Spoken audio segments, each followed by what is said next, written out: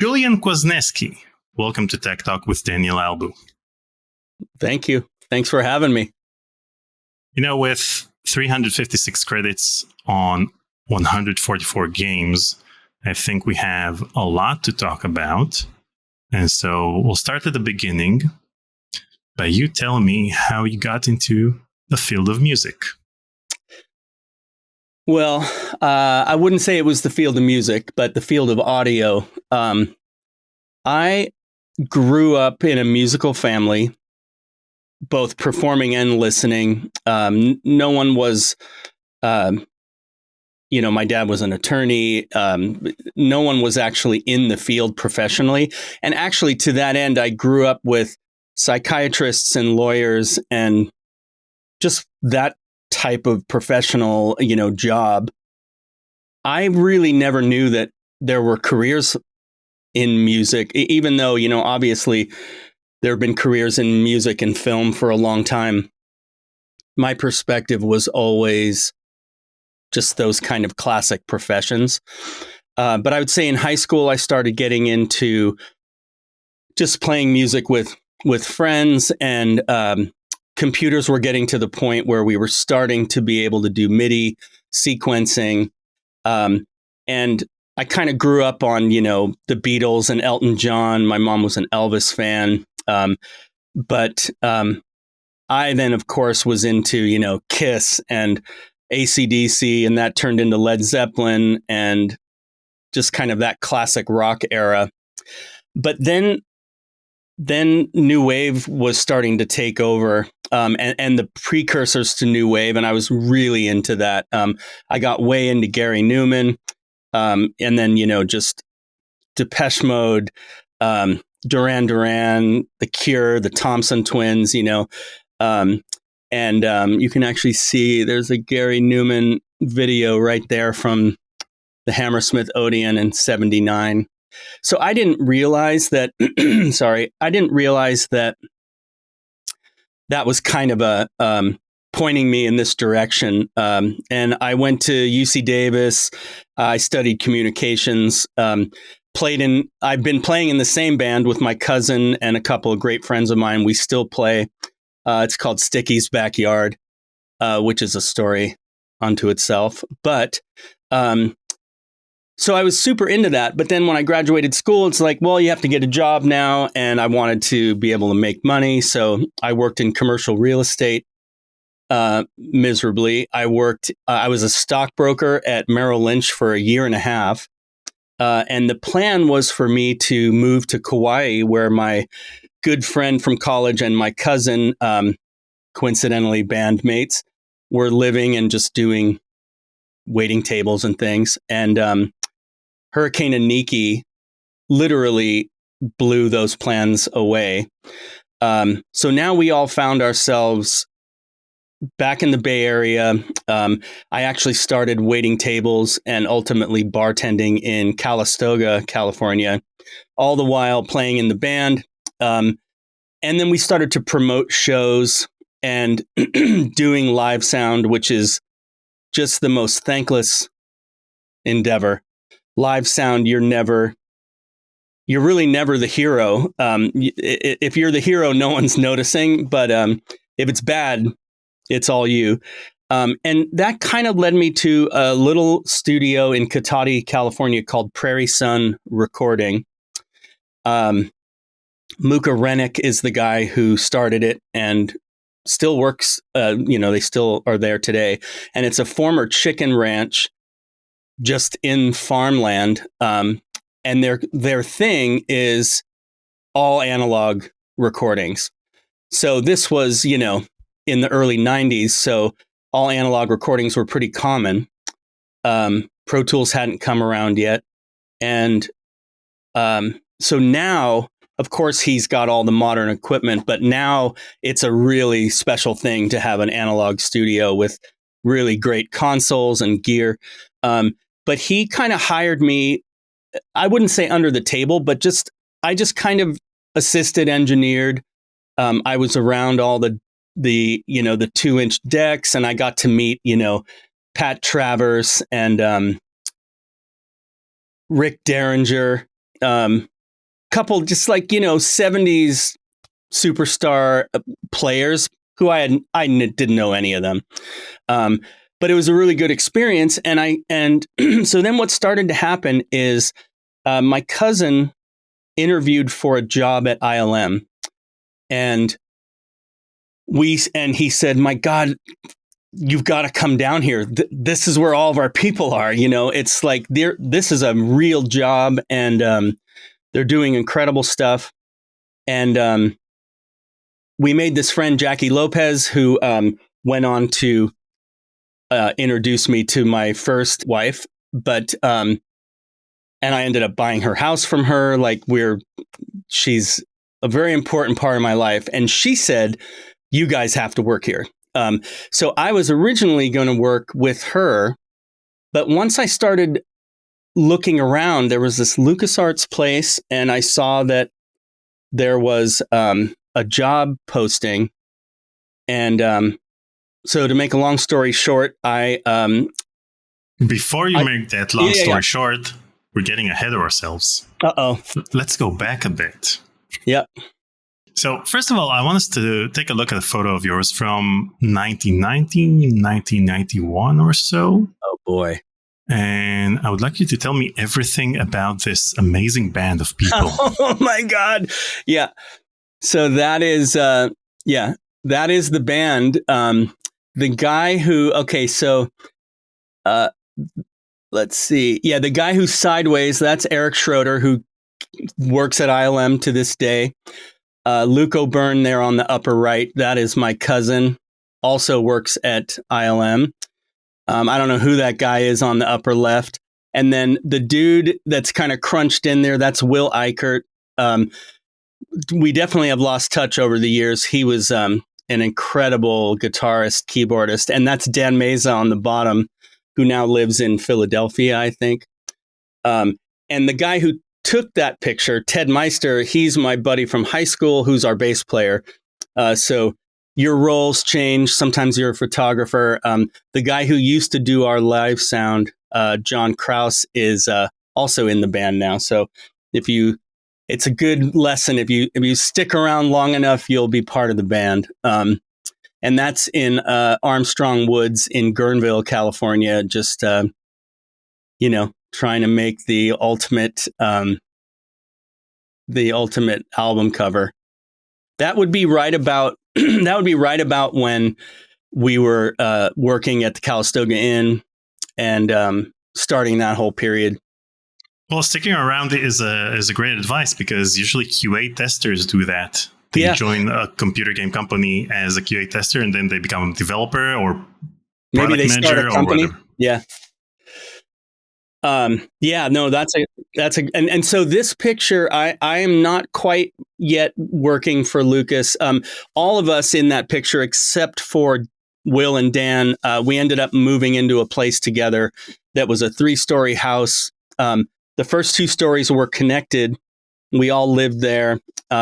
And it was next to a hospital, and it was in the middle of a big kind of open hillside. And the downstairs, we had just a studio set up all the time. And it was soundproofed, and we could literally play all night long. And we did. We actually had a party there once, and the cops came, and some of us were in that room playing. And when we emerged, there was no one there.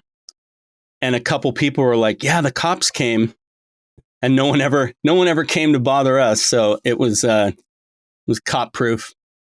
But yeah, so this would be about a year, I'd say, before I got the LucasArts interview. And so, yeah, I guess I could go into that if that's. And since we're looking at, band photos, I want us to also look at a photo that was taken in 1992 outside the Old Vic in Santa Rosa. Okay, so yeah, there we go. So now we've got Chris Teig on the lower left there. He was percussion, Ted Meister with the then long hair. And yeah, and that was actually coincidentally, I believe that was taken the day that Kurt Cobain killed himself. And I know that because we were setting up for that show and someone came up to us and let us know that. And we because of who's in the band, I'm almost fairly certain that was that day. So that's a crazy picture. Interesting, because this photo was dated 1992 and Kurt Cobain died in 1994. Yeah. So, it might not be, but I don't know why Will would be there. Maybe, hey man, it was a long time ago. But one of those old Vic shows was the sad news that we heard about that. Now, still in 1992, as you said, you started working as an assistant engineer at Prairie Sun Recording Studios. Yep. Now, I know that during your time there, Tom Waits recorded 2 albums. Yep. He recorded Bone Machine and The Black Rider. Yep. Now, did you get to meet I met him a few times. Yeah. Absolutely. Yeah. And the guy that was the kind of studio manager, who I'm spacing on his name, but he was pretty tight with Tom, being a local to the area, and would take care of his house and stuff like that. But yeah, Tom was, he was a good guy. Actually, everyone I met Steve Kimmock, who's just an insane guitar player. Almost took John Mayer's spot or maybe it was the Further band, but I know that Kimmock's one of those amazing players. And then Tom Waits, and also Perry Farrell. I met him. It's just weird. It's weird when I was at that age too. When I met someone like that, you think that, especially, it kind of takes you off guard. You know the face, but sometimes you space out on who it is. Like I remember I was visiting someone in the hospital and the doors opened and it was Andrew Agassi, the tennis player. Mm-hmm. And I instantly recognized him. I'm like, hey man, how's it going? And he goes, oh, it's going good. And he left and I walked in and the door shut. And I'm sure we both at the same time were like, who the hell was that? And then I figured it out. But Tom Waits he sounds like you would imagine, and total perfectionist, super talented. I didn't work on any of those sessions, but when someone like that comes in, they're set up for several weeks. And one of the cool parts about Prairie Sun is you can stay in these really nice converted barns. So he was definitely one of them. So Tom's album Bone Machine was recorded in a room in a cellar area that he described as just the cement floor and a hot water heater. Do you have any idea what room he's referring to there? I'm pretty sure that would be what was used. It was used as a reverb chamber.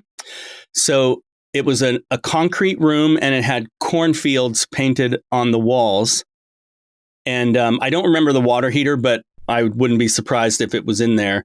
But it had speakers on one side, really nice mics on the other. And in the main mix bay, you could send a signal to those speakers. It would just be like a reverb or an effect send. And then the mics would be the return. And it just was one of Muka's crazy ideas that was awesome. So you could use that. You could use that space, and when it was in use, you didn't want to be anywhere near it because you'd be killed. Was this your first paid job in the field of sound? That was my first paid job. Yeah, terribly shitty pay, but it was. And the whole time I was working in Calistoga as well, and it just was something I just loved. I loved doing it. So now we get to LucasArts. When did you start working at LucasArts? I interviewed in 94 at the end of the year, and I was interviewed. So I went in, and at the time she went by Tamlin Barra. She's now Tamala Rubin and lives in Florida. Ironically, just kind of reconnected with her recently. But we had a great talk. LucasArts was a small place then. It wasn't as small as the folks that worked at the ranch, but I think it was 70 people when I came on. And she was great. And she said, look, you'd be great for this. I would love to hire you, but there's someone internally interested in this position. And it was a dialogue editor position. And she said, we hire from within. So, but just, and then she said, you should just try any way possible to get into the company. Just like find a place, maybe get a temp job. And so fun side fact is the woman that was working internally is Koya Elliott, who we worked together for a long time there. And she has gone on to she works at Skywalker and has some, you should definitely talk to her. She has some amazing credits. Yeah, so she was there and I did what Tamlin said and I applied at, I forget, Nelson Temps was the name of the place. And the woman there said, yeah, there's this, there's like, oh, I know what it was. I have it backwards. Yeah. So there was let me think about this. No. Yeah. The temp job was working in product support. So I took that job and it was a 3-month period. And then I think after a couple weeks, Jason, who was our manager, he said, if you want to come on board, we're hiring. So, and so that job was doing tech support basically for all of the games that LucasArts had out. And at the time, Dark Forces was about to ship. I don't quite remember whether it was that and then Full Throttle, but there was a lot of Swaddle, Secret Weapons of the Luftwaffe. There was a lot of issues with just game. I mean, back then, games were still on floppies. Some CDs had just come around, and just like working with ancient PCs, having boot disks and config.sys files and batch files, so it was actually cool because I was always my first computer was an Apple II that my dad just brought home one day, which was freaking awesome. And then from there, Macintosh. So I was always an Apple guy. So using PCs there was actually a great intro into what would, now I use them. I'm still a total Mac guy, but I have plenty of reason to use the PC. But so I did that and made some great friends there. One of the guys, Troy Molander, went on to co-found Telltale and didn't stick around for long, but he was a guy that had been around. I also, in those days, got to know a lot of the QA and test people because we were all kind of in the same general area. And this was post Skywalker, pre Smith Ranch Road, so the Death Star. So this was where ILM was, and games were in A building, and then there was a Z building, and they were basically outgrowing themselves. A building turned into ILM commercials, and we got moved up to the other, other facility. But so what was happening then was there was a game called Descent that I still think is one of the greatest games ever made. And we used to play LAN games so much that we would, like at lunch, we would play Descent. And then after work, we'd play Descent. Like now, if I was somewhere, I just want to get home. Like I don't want to stick around. But we would play really late. And it got to the point where the president at the time, who I think was Jack Sorensen, pretty sure, yeah, he was like, you guys are bringing the network down. And then Randy, who was the IT guy, he's like, not my network, my network would never come down. But regardless, it got banned. So we came in on the weekend and we strung cable up through the ceilings so that we could play on our own little local net, which was hilarious. But then I stayed in touch with Tamlin and kind of was getting to know some of those folks in the sound department. And Tamlin and Chris had some work for me to do that was for TIE Fighter CD-ROM. And it was just like mastering. So I did that and was pretty fast at it. And then a position kind of came up and I just sidestepped into the voice department because at the time it was voice and sound separate. And there's a lot happened before I switched to the sound department. But I think we were working on a game called Mortimer for Lucas Learning. Actually, I don't think it was officially Lucas Learning yet, but it was a kid's game.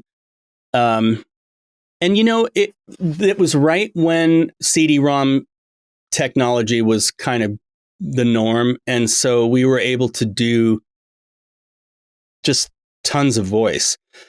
But it was really crappy quality. It was 11K 8-bit, if I recall. Maybe 1116 if we were really going for it.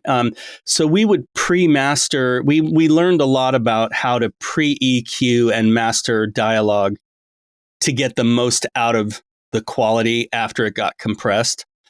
And I still remember Clint telling me about the Nyquist frequency, which is the frequency. I think it with an 11K file.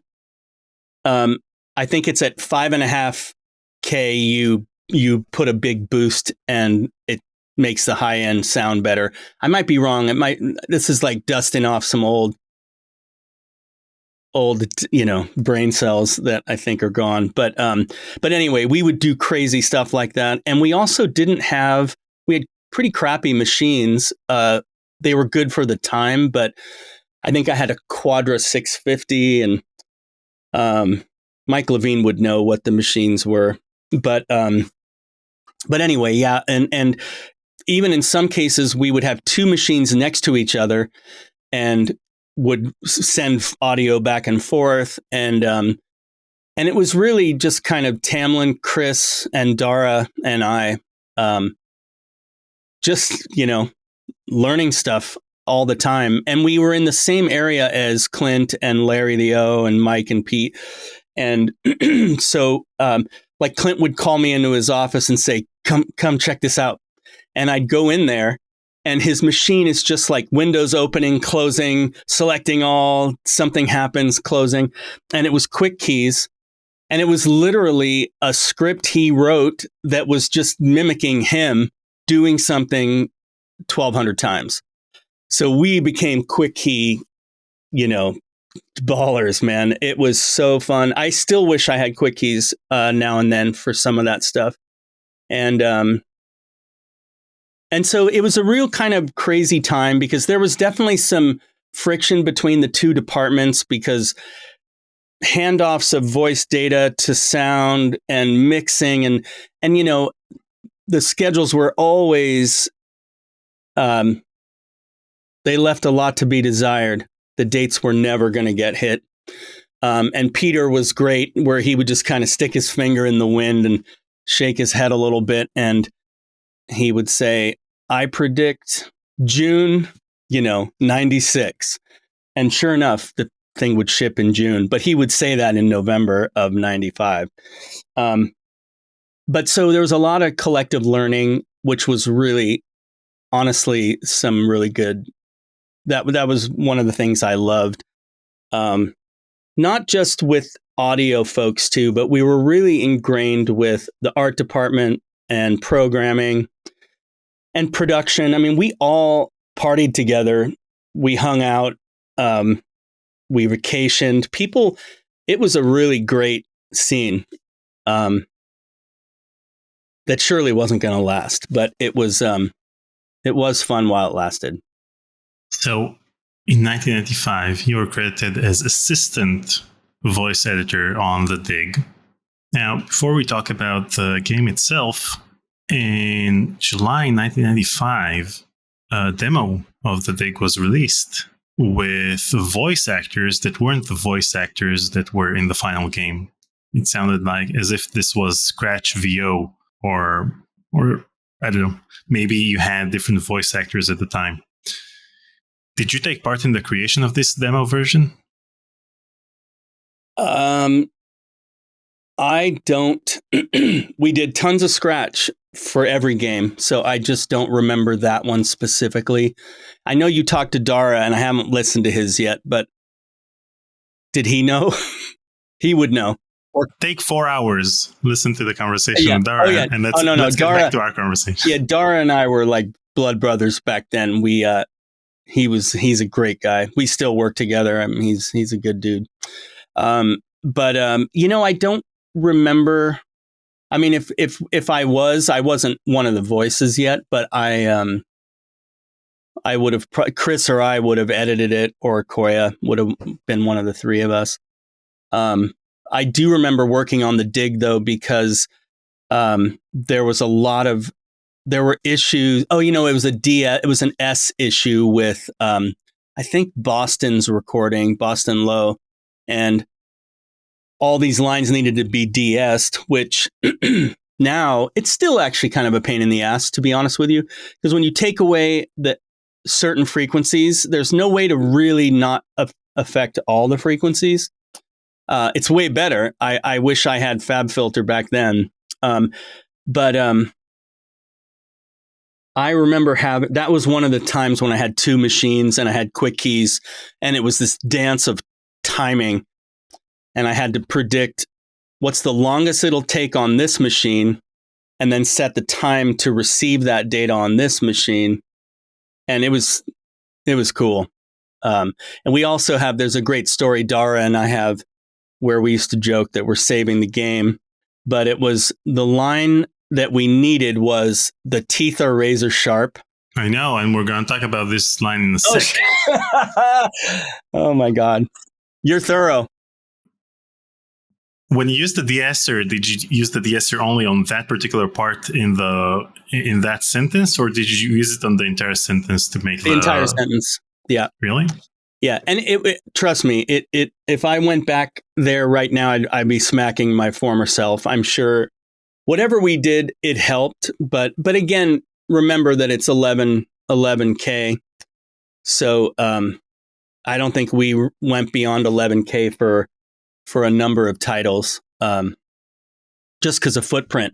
But it's what allowed the Dig to have so many voice lines, and it was amazing. Like, it was amazing to kind of go into Michael's office, because he definitely worked the alternate shift. We'd all be there. Clint had young kids. My roommates were working at ILM and they had dailies at 8. So we were up. So I came into work early and I would get a ton done. And Clint was always in early. And then, around, actually, Mike used to make it in for lunch, and we'd all go to lunch, which was great. Like, we all went to lunch almost every day for almost the whole time I was there. But he would come in, with his dark glasses on, and then he would stay. That guy, man, all of those guys, just like the work ethic I think all of us had. You would look at it as unhealthy now, but I wasn't married. I didn't have a family. I didn't have kids, and I loved it. I mean, I really loved. I slept in the office many times, which is a later part of the story, because I got to tell you how I got the couch that I slept on. But that's later. We're still in A building and Z building. Actually, the Dig, we were in the Death Star already. So yeah, I moved pretty quickly after I got the voice job, which was great. It was great to have a studio. So I'm constantly intrigued by the art of sound editing, especially since most of the post-production work I do on these conversations revolves around it. Yep. I've had multiple instances where a word sounded muffled or just wasn't comprehensible in the original recording. And in these cases, I'd go over the entire transcript of the conversation, look for another instance of that word, then edit it in to fix that issue. Now, bear in mind that I don't have multiple takes for each sentence. So I literally have to reconstruct a sentence from other sentences. I've been there, brother. Now, in my conversation with Dara, I asked him what would happen in case none of the recorded takes were what he was looking for. And this is the story he shared. There's a line in The Dig where it's Boston Lowe is looking at a jawbone, and the line is, "The teeth are razor sharp." And when I got back, I was listening to the takes that we had, and I didn't like any of them. And I was like, fuck. I was like, I don't like these. And so Julian Kwasneski, who was the editor at the time, he took the word R from one of the other takes to make the line more, the teeth are razor sharp. Because it needed to be a clue that that's how you were going to cut Brink's arm off. And everything that we had was too flat and didn't give enough clue to the player that that's what they needed to use. So yeah, sometimes you kind of screw things up when you're in the studio. God, man, that is, I could. So, I still remember, we were in Koya's old office, because when I moved in, Koya got the other office. It was this small little place, and we're in there, and I did that edit, which was, as you know, sometimes it's just, you do something stupidly crude and it works. And then I remember I don't remember the situation, but I think I left for a moment and he continued to screw with it. And he goes, check it out. I cut out a little bit more. And we would have been using Sound Designer 2 then, which was the precursor to Pro Tools. And yeah, it was great. I found that line too. I found it. I think I found it in a playthrough.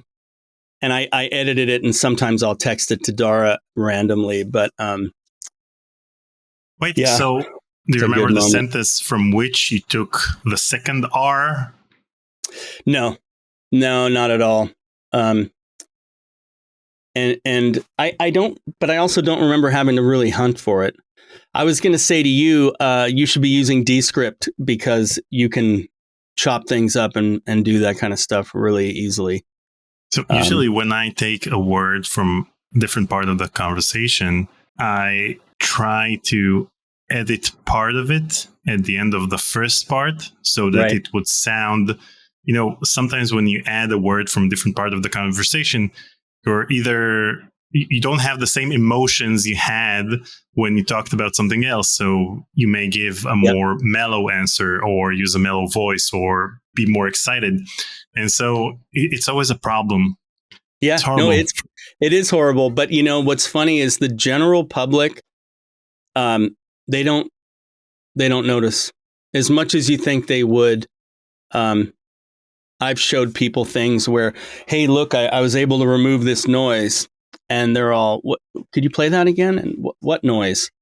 So I'll say that my time in the voice department, editing hundreds of thousands of lines, likely, really, I didn't realize it, but it would prepare me for more of that work later in the 2000s. And then I do a lot of podcast work. And I also worked on other dialogue heavy products that just rely on exactly what you're talking about. And you can't necessarily get the actor back in. And this is pre-AI. Now you can kind of cheat it in certain apps, but yeah, no, we didn't really have to fix too much, as I remember. Tamlin and then Dara and Chris, they did a good job getting what they needed take wise.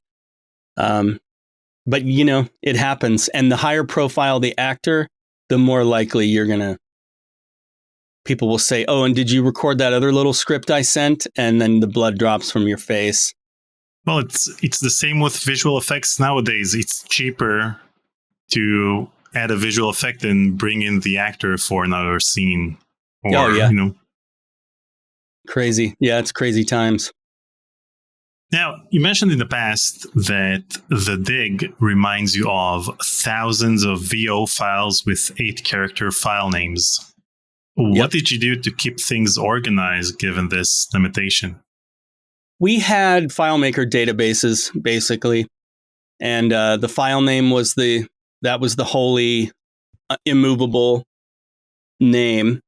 And then all the status that each line could have was just tracked in a database, and they were hosted on the internal network. And we were always very good about tracking states and what's a pickup and, what's a new line, what's an old line. So what format did you use? How did you utilize the 8 characters to identify a certain recording? Well, they always had you could discern some degree of what the line was by the file name. So I don't remember the file names from the dig, but my guess is it would be like BL, Boston Low, or maybe it was just B. And then some degree, file naming is always tricky because I personally like to have file naming conventions where I can look at the line and know that's Superman or that's Clementine, whatever. I also want to be able to sort them in a Finder a specific way. And this is also really important with sound effects is, if you have, let's say it's a jetpack sound, I want jetpack to be before equip, unequip, destroy, fire, explode, so that all the jetpack lines are together. All the jetpack files are together.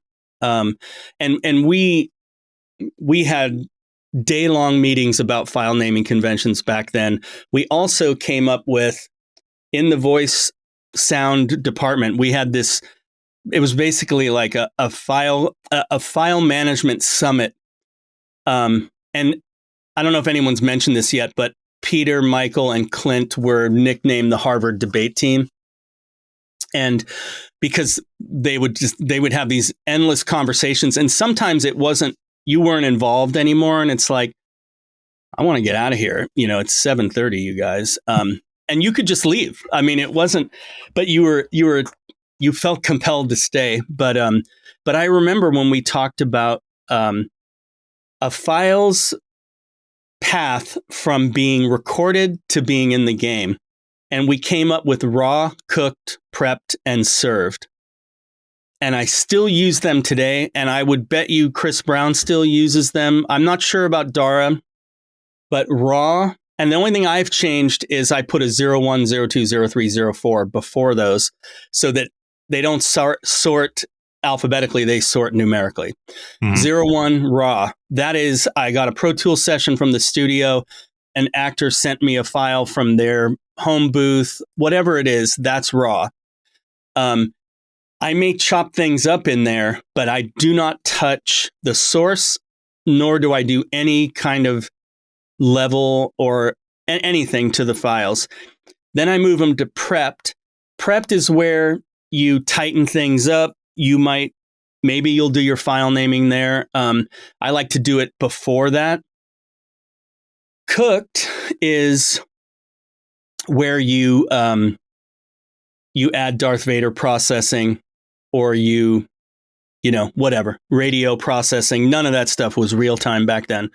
And then served is the final downsampled version. So those would be the 11.8 files. And then we also had scripts that would comb through prepped. And then if the same file existed in cooked, it would overwrite the prepped one in served. And we were crazy. The only thing I've changed now is I actually, I bypass cooked, and my served is actually, I renamed it mastered because, and the reason why I want things tidy in the prepped version is if I screw something up in the mastering, I don't want to have to go back and rename files or anything. I want to save every state that a file lives in. But all that dates 100% back to those meetings we had all those years ago. Now, in addition to being credited for sound editing, you also got credited for being a tech rep. What did you do exactly in your role as a tech rep on the Dig? I don't know. Maybe that was maybe I don't know. Maybe it was like I didn't even know tech rep was a credit. Maybe I paid for it and wanted more credits. You should have paid for being credited as an executive producer, not a tech rep. Yeah, totally. Maybe they told me it was the same thing. Yeah. And was there anything that was recorded for the game but didn't end up being included in the final version? I'm sure there is, but that would just be lost to time, honestly. Lost to time? You're telling me that the original master tapes of the Dig aren't currently... Oh, I'm sure they're in the archive if that still exists. I was only in the archive building once, and it's really freaking cool. But I was more in there as a Star Wars, fanboy, seeing some of the stuff that's in there. But I would imagine all of our machines are there. Maybe those all those tape backups and tons of CDs. You may be a Star Wars fanboy, but I'm more of the Dig fanboy. That's good. And so if I ever get into the LucasArts archive, the first thing I'm going to look for is, first of all, the original master tapes of the recordings for the Dig, and maybe previous iterations of the Dig. The Noah Falstein version and the Brian Moriarty version. That'd be very, very interesting. Now, thanks. Now, this may sound like a weird question, but given the fact that most of the people I talked to who worked on the Dig pretty much hated it, I have to know, did you enjoy working on the Dig? I did. I did not like de-essing all those files. I remember that being really brutal. But I really liked, and it was a painful project. It had a lot of curveballs. And some of those curveballs may be if there was a recasting or a different version, I don't know. I know that Michael worked really hard on that score, and it's such a good one. And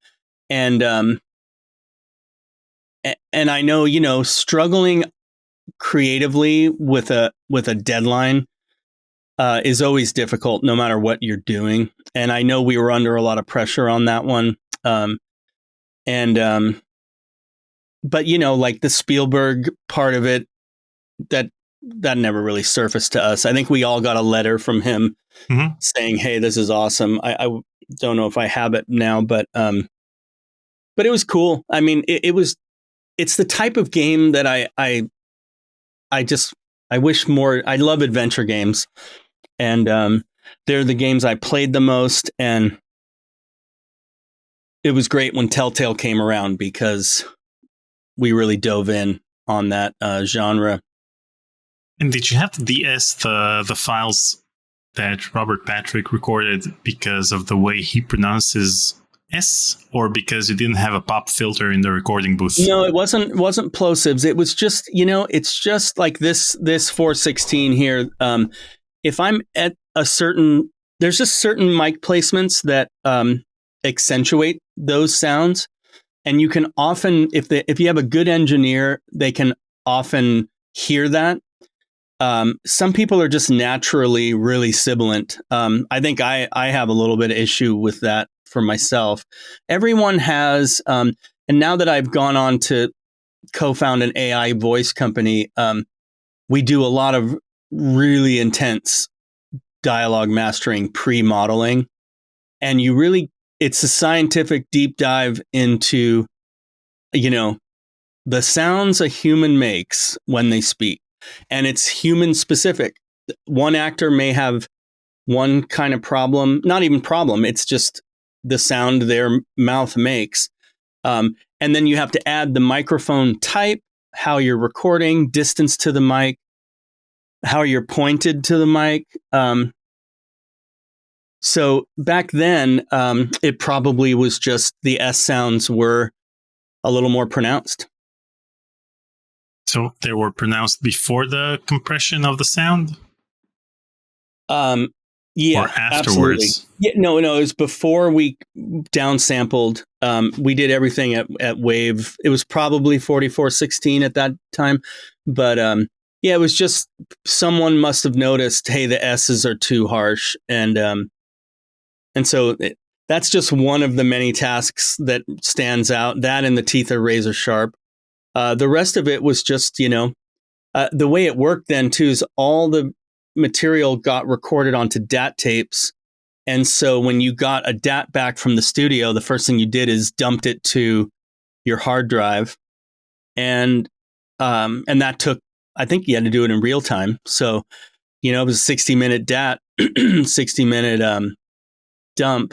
And nowadays, I just was working on a Pro Tool session before I got on with you. Just, it's so much better. You just get the data, and you can, just by nature of where it's stored, it's automatically archived. And but back then, yeah, it would be a lot of dubbing and then a lot of just cutting dialogue.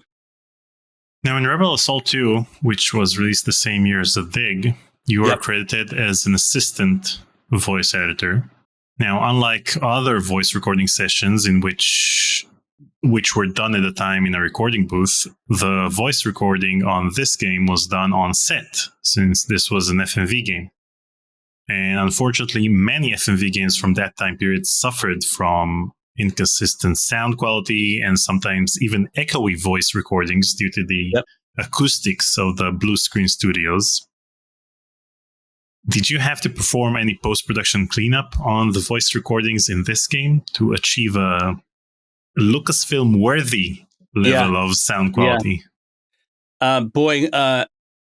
D-reverb and Waves clarity would have been really awesome back then. I personally, and we all had Genelecs, but we also worked in headphones a lot. And headphones is when you can really notice reflections. I don't remember anything specific. I think on Rebel 2, I was just same thing. Dubbing DATs, cutting files, naming them, and trying to speed up those processes wherever I could. Like now we have like there's a better Finder rename, which is a great app. We have all these utilities now. We did have something back then. Wait, so you didn't have D-reverb at the time? Not that I was using. We would do it manually, though. Like you would do, we didn't have Pro Tools, though, so we didn't have volume automation. It would have been really hard to de-reverb something manually. When Pro Tools came out, Pro Tools Project, that was the first time we had volume nodes, and that's where you can kind of cheat that a little bit. I suppose we could have done it in Sound Designer with fade outs, but you just had no control. I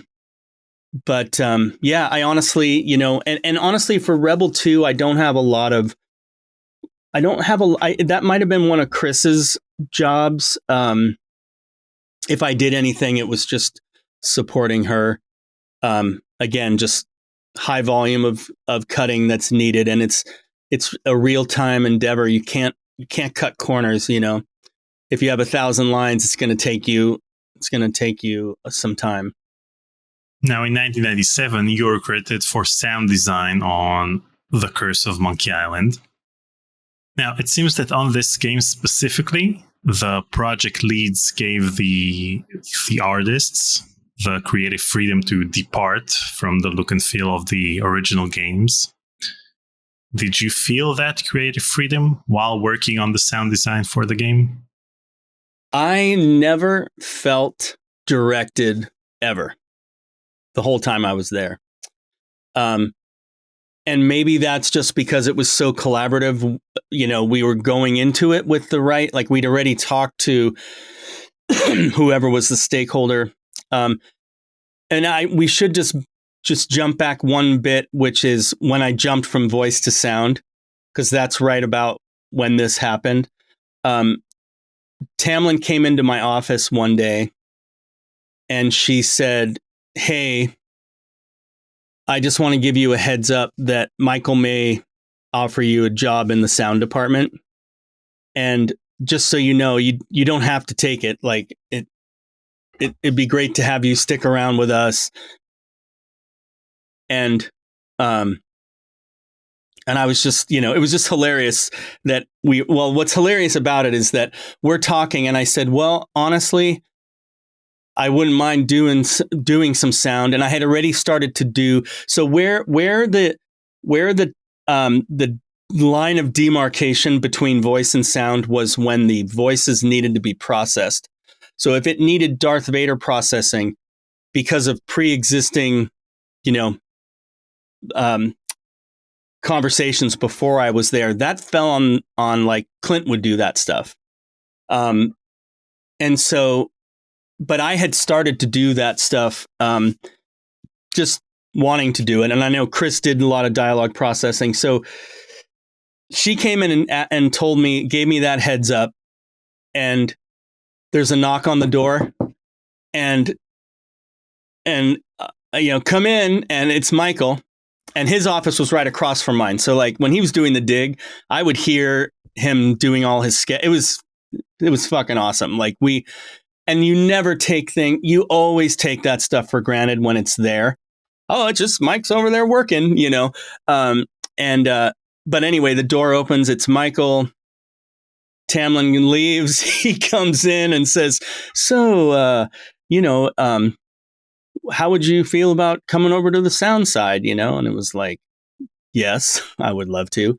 And that's then when Monkey happened. And to answer your question, though, did we feel the freedom? We were so unbridled and creative back then. Like, it was such a fun job, man. And we would laugh and we would crack up at some of the stuff that we did too, like well, I guess I have a picture that I can send you. It's amazing that we have photos because we didn't have phones for many years still. Back when we all should have bought Apple shares, but by the way, I did get this is a great story. Let me cut myself off. The iMac came out, and I remember emailing Steve Jobs from my LucasArts email. And I think it was sjobs@apple.com. I think that's what it was. If there's ever an email that I wish I had. And I said, "Hey," I said, "Hey, Steve, I work in the sound department at LucasArts. And I just want to tell you how awesome these machines are and how much fun, how much it's helped what we do." And he answered back, I don't remember, but it was several sentences saying, "Thank you very much. I know that whole company is doing some great work, and it's really great to hear that." And so that was just like one of those moments in time where, like I just kind of tapped onto someone in another, just another stratosphere. But anyway, back to Clint and I. So I have a picture of this, but we wanted some underwater ambient sounds for Monkey. And so we had these C-1000s, which were these just, if you've seen them, they're like a giant, I'd say they're about, I don't know, a foot long, maybe 2 inches around. And so we're like, okay, well, let's take the DAT and let's take that up there. And he said, "I've got a good idea. Let's go get some condoms and we'll wrap them on the mic and some rubber bands. And then let's get like a bamboo pole and we'll take the long mic cable and we'll, reel it out and drop it into the water." So we had one of those orange, like construction clips. Well, first, so we go to, then it wasn't CVS, it was Long Strugs. We go in, we got extra large unlubricated condoms. a bag of rubber bands, and that's it. And we get in line, and this young woman who checked us out, and she's like, beep, beep. And I remember her looking down, and she looked up, and Clint says, I know, it's weird. And then we told her what we were doing. But the look on her face was priceless. And so we drive out to, where did we go? I think it was Bodega Bay or Stint. It was probably Bodega because we were up on the cliffs. And so we have a 50-foot mic cable. We plug in the mic. We put like 2 condoms on, put tons of rubber bands. That thing is sealed up. And then at the top of the bamboo, we'd made this duct tape kind of eyelet that the mic cable went through. And then it went down, and then the orange clip was at the bottom. So there's Clint, and he's holding this thing, and I've got my I've got the DAT and the headphones, and he just undoes and he's like, okay, start recording. And I'm recording. And then he unhooks the clip, but wasn't holding the cable. And the mic just plummets bloop into the water, sinks down, smashes into the coral or the rocks. And then the signal stops. And we're like, oh shit,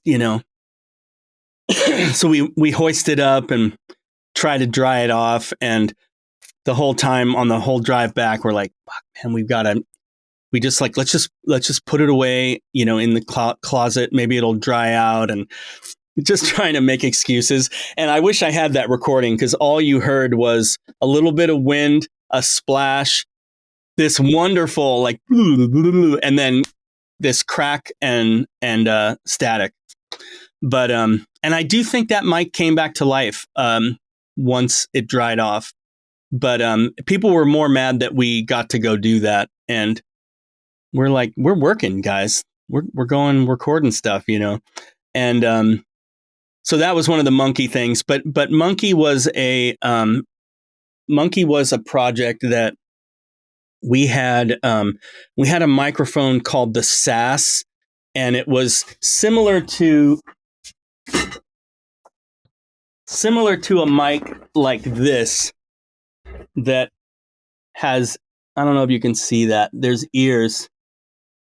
Mm-hmm. And this is an ambient microphone, and it's got earmuffs because the wind is a bad thing. And we would go and record.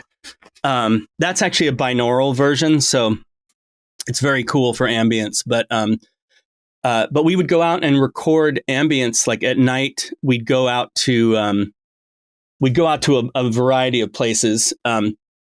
And we also, that was the time when we started to interact with Skywalker on a more regular basis. I know Chris had been, she had been, up there a lot. She did a lot of work with Matt Wood doing Foley and stuff.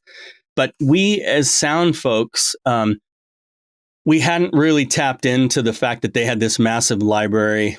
And so Clint and I went to meet with Gary Rydstrom, and he said, oh man, I've got all these ambiences from Saving Private Ryan, I think. And I'm not sure if Jurassic Park had been made, but we benefited from being able to go through the library and just kind of pilfer ambiences.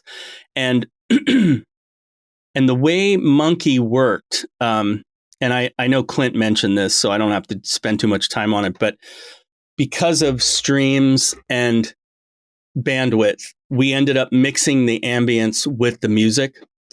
And so, we had to negotiate the mix with Michael.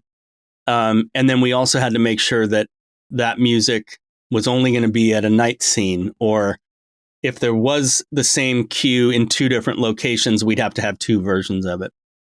And then sound-wise, man, we had so much fun on Monkey, just all kinds of fun sound. You also grabbed crickets at night up at Mount Tam in order to record ambient night sounds for the game. Yep. Absolutely. Yeah. And we did some recording. We did a lot of recordings at Clint's house too. But I think that might have been that might have been once he and I left Lucas together. But yeah, I don't remember. But yeah, we had, we tried to record. There weren't a lot of sound libraries, honestly, back then. There were Sound Ideas and like Hollywood Edge and International, and they were not that great. But, it's hard to, like an explosion, when the cannons, actually, that's a great memory of the sound part so we already had the upstairs and downstairs for Monkey, and Clint was downstairs. And I know he told you about how our computers were linked by audio lines. And, but I was down there on his couch and I think I fell asleep. I'm pretty sure I did. And he was working on the Canon sounds, and we wanted them to go from lame to amazing. And the first one was literally like, the type thing. And then again, we would use library elements, but then like you would mix. And this is where Clint was really a mentor in just thinking about how, like if you want to kick a door in, like for Full Throttle. So, Ben kicks a door in. So obviously you have some wood cracking, you have an impact, but put an explosion on there. Put something else, maybe you filter it or you fade it out fast, but what seems to be a simple event is actually many elements. And so for the Canon, we were working on it for a while, and I think I just passed out. But so that was one of those things that I remember distinctly. I remember the Guybrush penciling at the beginning. Mm-hmm. That was just me at my desk with a piece of paper scribbling. And I had those sounds, man. I had a CD of them, and they're lost. But I do have some Outlaws stuff that, it's always better in your mind. Like you go back and play Full Throttle, and the memory of playing it doesn't match what it looks like. We're just more astute consumers of media now. So we notice, like, you notice when something is rendered, you notice like, oh, that audio quality is really hissy, but back then, we had to create almost everything that was cool. And so I just had a bunch of those sounds. We also, the sounds of the water sloshing where he's floating in the bumper car. I'm pretty sure we recorded that at Clint's mom's place in Tiburon, because she had a little dock in the back, and it was just that thum, thum, thum, yeah, just, I mean, again, it was really fun. Working on Monkey was one of the highlights there. That and Outlaws. Now, the thing is with sound design, especially, you can play the sound of an explosion and that be that, but you can work more elements into it, like you talked about earlier. And it seems like you're never done working on a certain sound. It seems like you just give up because you run out of time, but you can work on each and every sound endless hours and get, a nuance that's different from the original recording. And you think that's perfect, but no one notices. So during your work on the game, you did something really cool that impressed Michael Land. But his initial response was this would make like 12 people really happy. Who told you that? Was that Clint? No. Was it me? Yeah. Oh, okay. Yeah. Cause that must have been in our emails. Cause yeah, that was it wasn't, yeah. The thing is like, we wanted to do things that, and I know that Michael spoke in his about what sound card do you compose for, right? Because the amazing sound cards, they really sounded good, but no one had them. So how's it going to sound on the Sound Blaster 16? And so back then, and trust me, we pushed the envelope regardless of regardless of the fact that it was only going to be 12 people. But I think that the bigger things like today would be, are you going to support Dolby Atmos? That's a decision that has financial consequence. So anything that had some kind of financial component that affected the budget, that's where that scale kind of came into play. And, honestly, that didn't come up a lot. But I do remember, I wish I remembered what the things were that we were lobbying for. Michael always went for it, by the way. He's like, but he would say, only 12 people are going to know this. But yeah, it sounds, because he's one of them. So, it was okay. And we really tried to push fidelity. We really tried to lean on people. Gary was great. And Gary actually, we went on because, he went on to be a director and he went to Pixar, but we hit him up. He must have already left because we were working on SOCOM for Sony. They hired us. This is after Lucas. They hired us to record Machine Guns, and he let us borrow his Nagra and gave us some tips. But one of the best tips was, hey, you're recording the gun in the atmosphere you're shooting it. You're not there's no way you're going to get that sound if you mic the muzzle perfectly. It's so loud that where you are is what you're recording. So we got tips like that from the greats. Ben Burt gave us a lot of tips when we moved on to episode 1. But for Monkey, one of the other things that Gary told us was, he said, my greatest library is my mouth. And we're like, what? And he's like, yeah, man. If there's I wanted the Falcon to go by the camera and I want it to go, he'll do it and he'll mix it in. And Gary, if you're watching, you're not, but I do that all the time. And even Tim Schafer, when we were working on Psychonauts sound, Darts or Raz, I forget the final name of. It was Dart. No, it was Raz.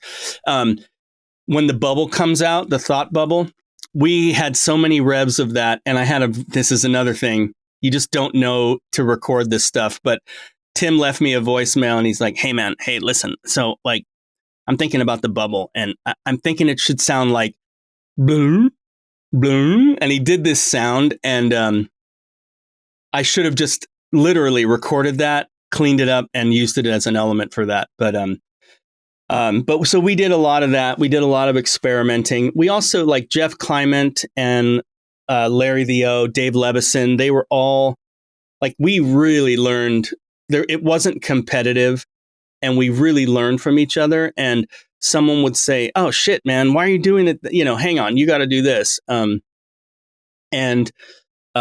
So it was a real think tank, / family, honestly. And, Peter, I still see regularly. He sits in with our band when we need a real musician to really level us up. And I'm trying to think of so Monkey, I think, I'm just trying to think of specifics because I know that's fun stuff. But Murray's teeth chattering, that was I forget the name of that little, Spanish dancers use it. That was one of those. Oh my God, the greatest thing. Yeah. I remember it. It's coming back to me. I do have this still. If you do a search in my library for Clint's house, it's all Monkey. And he had this beautiful grand piano and we opened the lid all the way and we had pieces of chain and we would drag it across the strings. With the pedal or with it muted. And then he had this leather chair, which I'm going to ask him if he still has it. but it was like a metal chair with a piece of leather. And when you sat in it, when you leaned back and forth, it was like a ship creaking. And I could easily find that, if I mention anything and forget, just remind me and I'll send it to you. But, and that's the ship creaks in the ambiences and in the cutscenes is a chair at his house.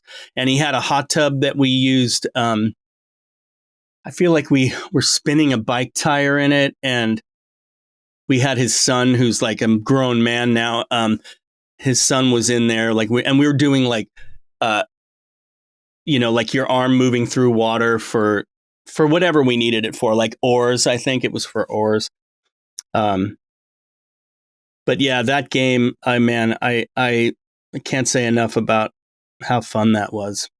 And to get all this, like what the voice department was doing, the dialogue was amazing. And, unbeknownst to me, I would go on to work with Dominic for the Telltale monkey. And Dominic, I think, anyone who's worked with him will tell you he's a machine. That guy is Guybrush Threepwood, and he is so fast and just right on the money. He just nails that character. Still in 1997, you are credited for sound on Outlaws. What can you share about the production of this game? So that was another unbelievable production. And Jeff Clement was the lead sound designer on that one. And I was the cutscene sound designer. And so, and I helped Clint, technically when he was doing the score. Like, I know he took my my red 72 Strat is the down, and he tuned it down. Clint's an amazing guitar player, by the way.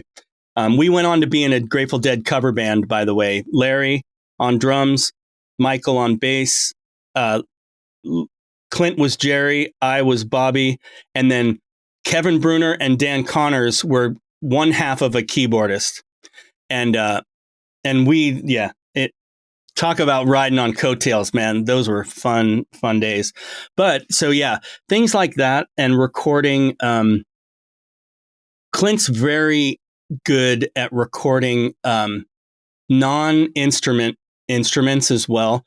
Like, and in fact, like there's that one scene where there's like the Native American dude is up in the cave, and he does that little whistle.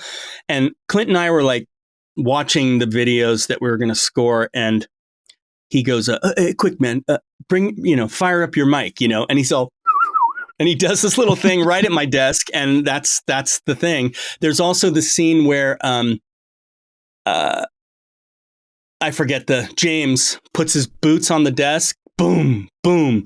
Well, there was a period of time where Dara only wore boots to work. And I'm like, hey, dude, come here.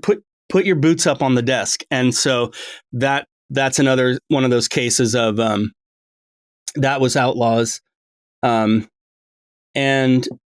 man, I actually have all those cutscenes ripped from a VHS that Darren gave us.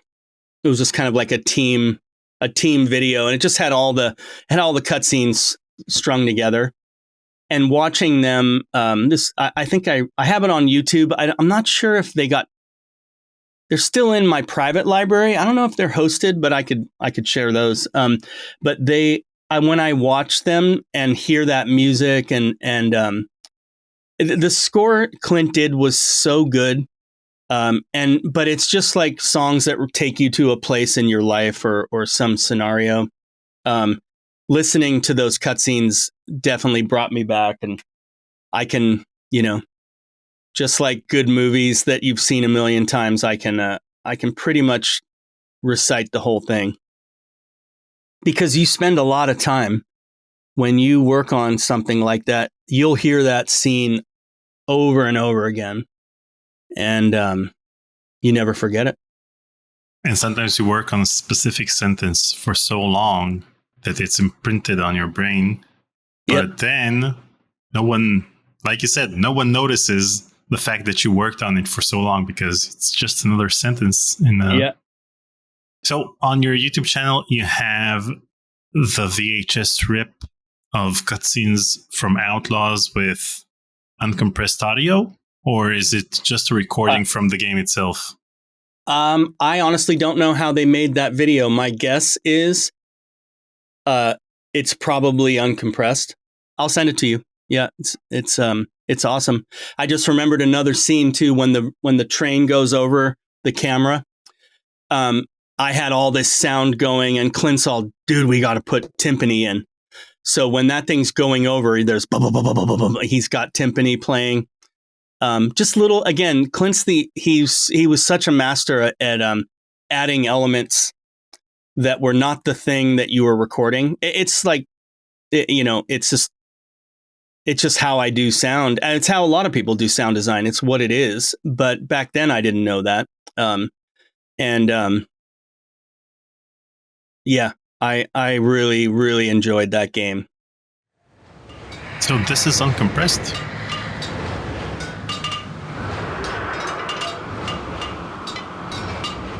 Those are his fireplace tools.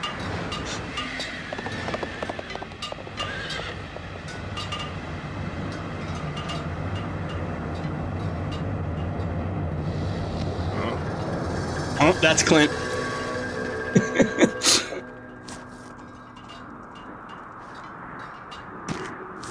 Yep. We recorded all this sitting at my desk. I have seen the future. Wow, it does sound uncompressed. Where now there are struggling farms. I see a gleaming city rising. This is magnificent. Plains. A city that has provided. Yeah, grab it while it's up there. Yeah, that's a perfect example. Like when the guy goes, "Huh, that's Clint," and we would just score the stuff. I mean, whatever we could do easily, we did easily.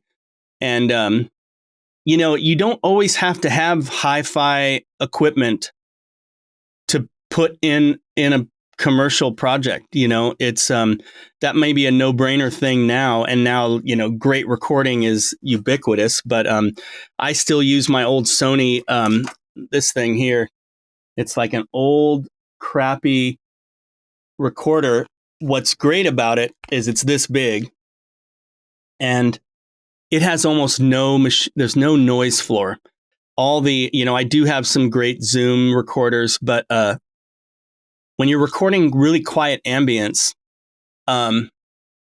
if there's any machine sound, like any kind of hiss, you hear it. And now I can take it out with RX, but that's why I got that, and I still use it for that. In 1998, you were credited for sound design on Grim Fandango. What can you share about your work on this game? Grim was really kind of, I feel like that was the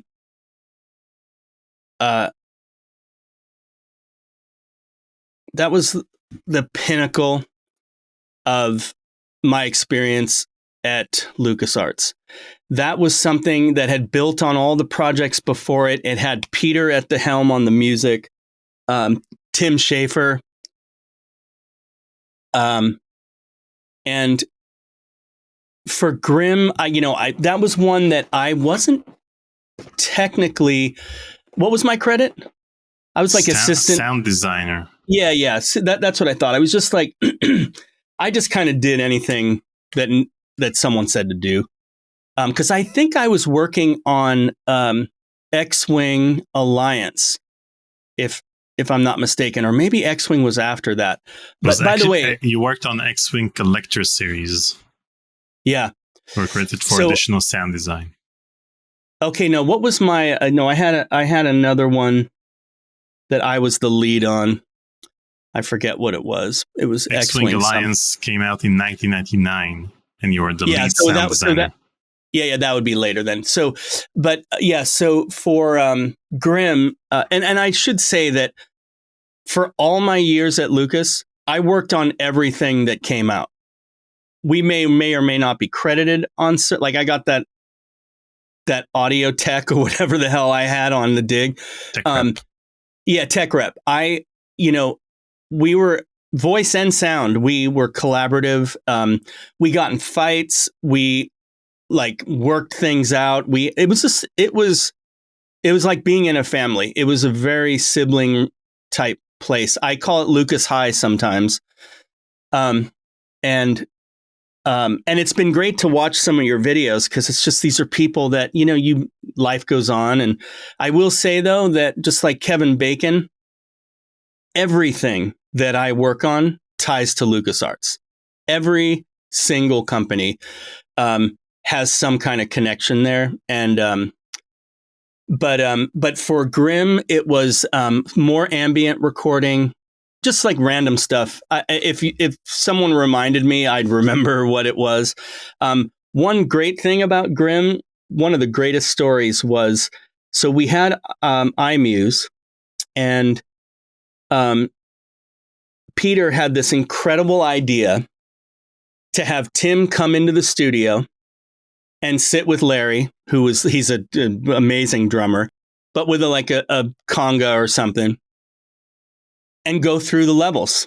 And Larry would play the drums, boom, boom, boom, boom, boom, boom, boom, boom, boom, right? And Tim's all, yeah, so this is when Manny comes in, and, he's just learned, like he was explaining the level. And the reason for the drums was it had some kind of musicality to it. And I'm sure Peter has those somewhere. I would hope. And I remember like almost all the department had some role, like someone's working the board or someone's like, whatever. We were all kind of just standing around. And Tim goes, because the sound department, definitely, we had a reputation of being, we were pretty crazy.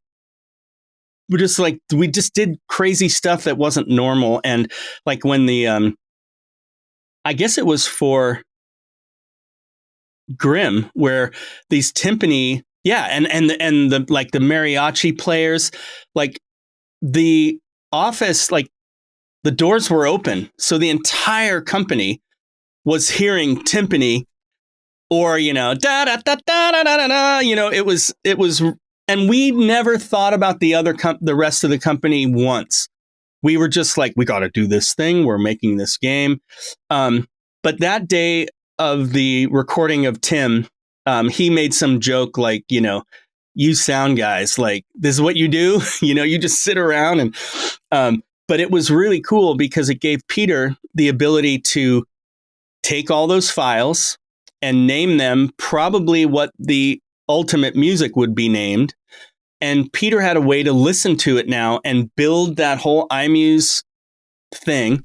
And he would, and then he could compose his score. So it actually, in the end, was a really cool idea.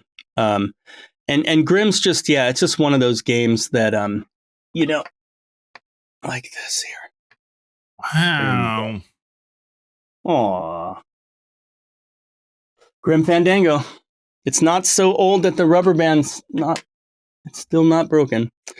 So yeah, Grimm was, but, and I say it's the pinnacle because it was like the high, it was just like iMuse on steroids. Everything was working great. We had, incredible voice talent, great studios. Dara was just pumping out that stuff, and all the dialogue team, like, we had come into the modern age. Now the company was hundreds of people. There started to be people you didn't know. It was a big company, but good time for sure. And just another incredible score. Really, the musicality of those three guys is just really insane. Now, given that it's LucasArts' first 3D adventure game, did you try to take advantage of the 3D aspects of the game to give it a more surround sound type of sound design? I don't remember it being encoded surround, and I could be wrong. And surround is definitely one of the first things where someone might have said only 12 people are going to hear this, and be right. But no, I don't think that it played actual surround sound. But no, it doesn't. But you mean given the fact that the scene itself was in 3D, and oh yeah, before that we had 2D adventure games. So with the dig, Sure. you know that it's either left or right or somewhere in the background. absolutely. But we did. with Grim Fandango, you had every scene had a different angle. So you had, an angle from the top or from the bottom, and things sounded different because if that's the camera position, then it just sounds different. I think what we're always inspired by the visual, and then where the visual lacks, we try to make up for. But it's not that we do that. Even Monkey, the ambiences, we wanted them to be really lush and deep, and we did that on Outlaws for sure. We did that on Grim. So I don't remember personally in my role. I don't remember taking any other approach than I normally would. But I'm always trying to, sound is such a massive part of the experience, and we just, we were always after immersive. We were always after high quality, crystal clear, So, but no, I mean, just to answer your question, I don't think that I did anything, that I wouldn't normally do.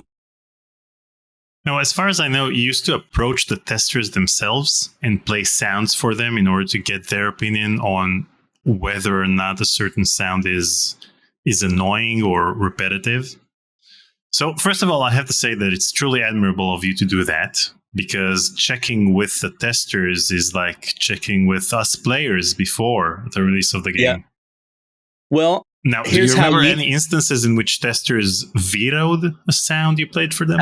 100%. I wish I could remember who and what, but having come from the tech support department, I knew a lot of those folks anyway. But the testers, like that test pit was, it was a place that few ventured into. It was geographically divided off. I used to go down there because Kelly and I forget her name, but we had an archive department where you could go and say, I need this stuff archived on CD. Like burning CDs was, you didn't just have a burner, which sounds ridiculous, but and it was down in that area. So, but I knew a lot of those folks. But I think for me, testers and game players are the same thing. Testers not only play the games that they're hired to play, they're also gamers. And I was way more of a gamer back then, but these guys were like Olympic level. And when I started tapping into that, and just like, be honest, what do that it's really high pitched, or, there's something muddy in there, whatever it was. And I remember numerous times having that affect what I did. And we also played, we had builds of those games like Outlaws and Monkey and Grim, X-Wing. We played them. Playtesting was part of the job. But I was more after, like, I could assess if something was annoying, but I was more after, like, how is this holding up in the world that you live in? Is it like with other games that were out, does this, just trying to calibrate what we were doing. And I had this amazing resource where there was, 20 people playing the game. I mean, where do you ever have that kind of access without social media and everything we have now? Nowadays gamers usually play with their headphones on. So you use headphones in order to hear how a certain sound sounds in the game itself. But back then, most of the players had really crappy PC speakers not the internal PC speaker, but Right. Sound Yeah, Blaster right. speakers. Totally. Yeah. And so how did you know which devices to use in order to actually test out the sound in a way that would reflect how players would hear it? Because you would have the small creative speakers that would come with the Sound Blaster. You had the bigger ones. Some players had stereo systems hooked to their Sound Blasters. So when you test out these sounds or play them for the testers, what devices would you use to play it for them? Well, we always used, we all had Genelex or Meyer Sound. I loved the Genelex, and still do. But this is something that's kind of comes from, going back to the studio work is, when someone would finish a record at Prairie Sun, we'd all go into this room. Muka would put it on and literally crank it as loud as that amp. We listened to music so freaking loud. It was like amazing how loud it was. But when those guys are mixing, they have Yamaha NS10s, which are actually pretty flat, crappy speakers. There's the whole, they have the front end of a 57 Chevy in the building that has a car stereo, so you could go listen to it in the car. I'm mixing a show for Audible right now, and I was driving to pick up my daughter at college, and I just was on Dropbox listening to my mixes, and I realized like I can't hear the music, and the music sounds great in here. And between the headphones, like I have really nice headphones, you really have to trust your reference for starters. But even with the best reference, I have crappy little PC speakers. And back then we all had these shitty PC speakers. We had our nice speakers. We had headphones. And we would listen in different ways. You have to be careful because just like composing for an AW32 or a Roland, I think was the real cream of the crop sound card. Sometimes it comes at the expense of another population of listeners. So, it's a balancing act. And so I would say that we, when I would play the game at Lucas, the game was never coming through my big speakers. It was always on the PC coming through my PC speakers. So I feel like we were pretty tuned in to making sure that the sound was sounding good everywhere it could. In 1999, you were credited for sound design on Episode 1, The Phantom Menace game. Now, since the game came out 2 days after the release of the movie, I presume that you guys had seen a very early copy of the movie in order to be able to work on the game itself and have it released so close to the movie. We did. When did you get to see the movie for the first time, and what did that version of the movie look like? I mean, the final version wasn't, Yeah. Listen, no hate for everyone. A lot of my friends worked on that, the film and the game. Sometimes you work on things that, actually at working on it, we didn't realize how lame Jar Jar was going to be. We were just, we knew that this is strange, but the way it worked in the early days, it was very divisive because there was a part of the company that you needed an added level of access to get into. And we obviously in sound, we all had that access, but a lot of people didn't. And it was weird. Like I can imagine like if you're an artist on, porting, Grimm to the Italian market, and then your next door, neighbor is disappearing into this other part of the building. But it is what it is. And people would come down from Skywalker and show us the film, and it would be with the sound off. And I remember Dara saying, guys, I need to hear the dialogue. Because some existed, some was scratch. Very rough. Any rough cut of a film is obviously just that. Terrible production audio. And to be honest with you, a lot of it was just like pre-special effects. So, people walking around with green orbs and nothing had been composited. So it really didn't help me from a sound perspective.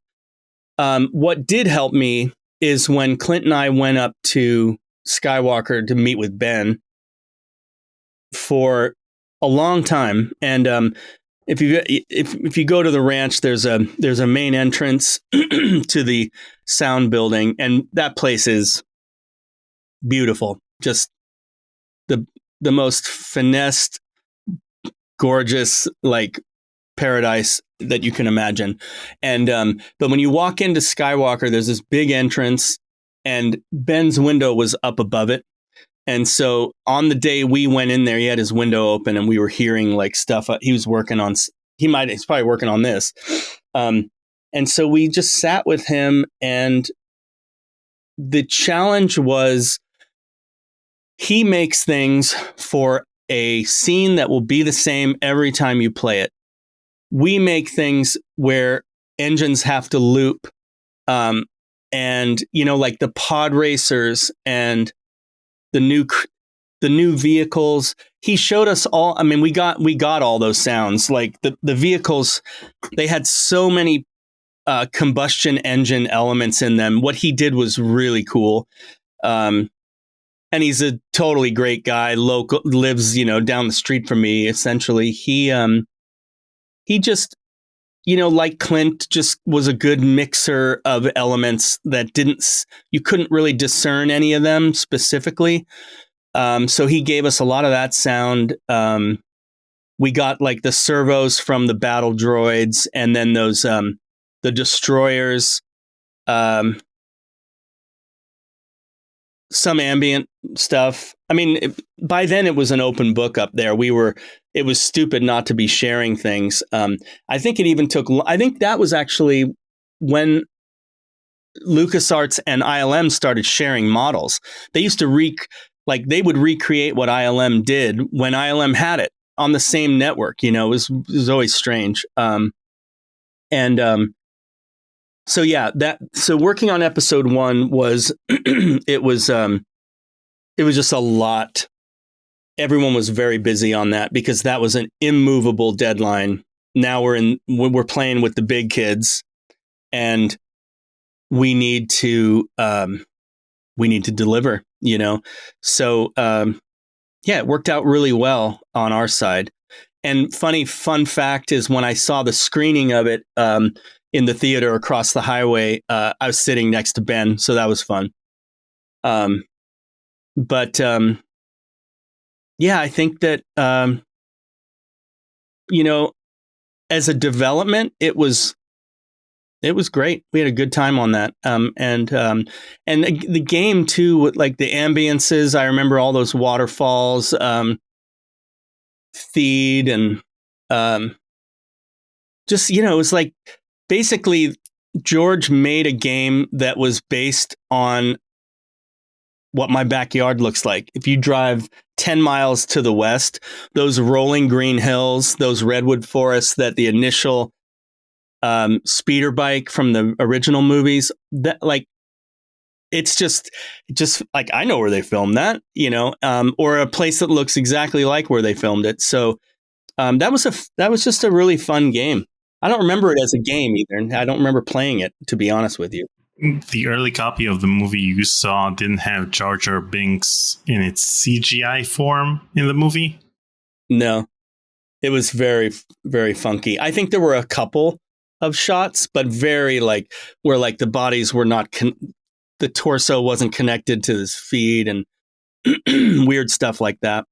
Well, it didn't look any better in the final version of the movie. Yeah, no kidding. Chris Brown worked on ADR voice casting for the movie. Yeah, she did. Yeah, no, she went on to to do some really cool stuff, including we worked on a lot of things together, just on the same project, not together. But she did all the dialogue for Psychonauts, and that's among some of my favorite dialogue in any game. I love the coach, and I've worked with some of those actors, but that's we all kind of intersect still in a weird way. Now, in 2000, you were credited for voice processing on Episode 1, Jedi Power Battles. What voice processing was required in this particular game? It would be troopers, radio. I think, was Darth Vader in that? I don't remember, or Clint Vader. I don't remember. I don't remember specifically, but we had. What's funny is we developed some of we called them recipes. So like Stormtrooper, Darth Vader, or whatever. And when you were done with a project, when you archived it, you took screenshots of all the plugins. And back then it was mostly Waves plugins. And I am working on another game that, it was a pilot. It's not going right now, but and they sent me, and there were some stormtroopers in it, and they sent me the recipe that they wanted me to use. And this is like 20 years later, and it was my screenshots. And I was just like, wow, that's funny. Yeah, I know this recipe.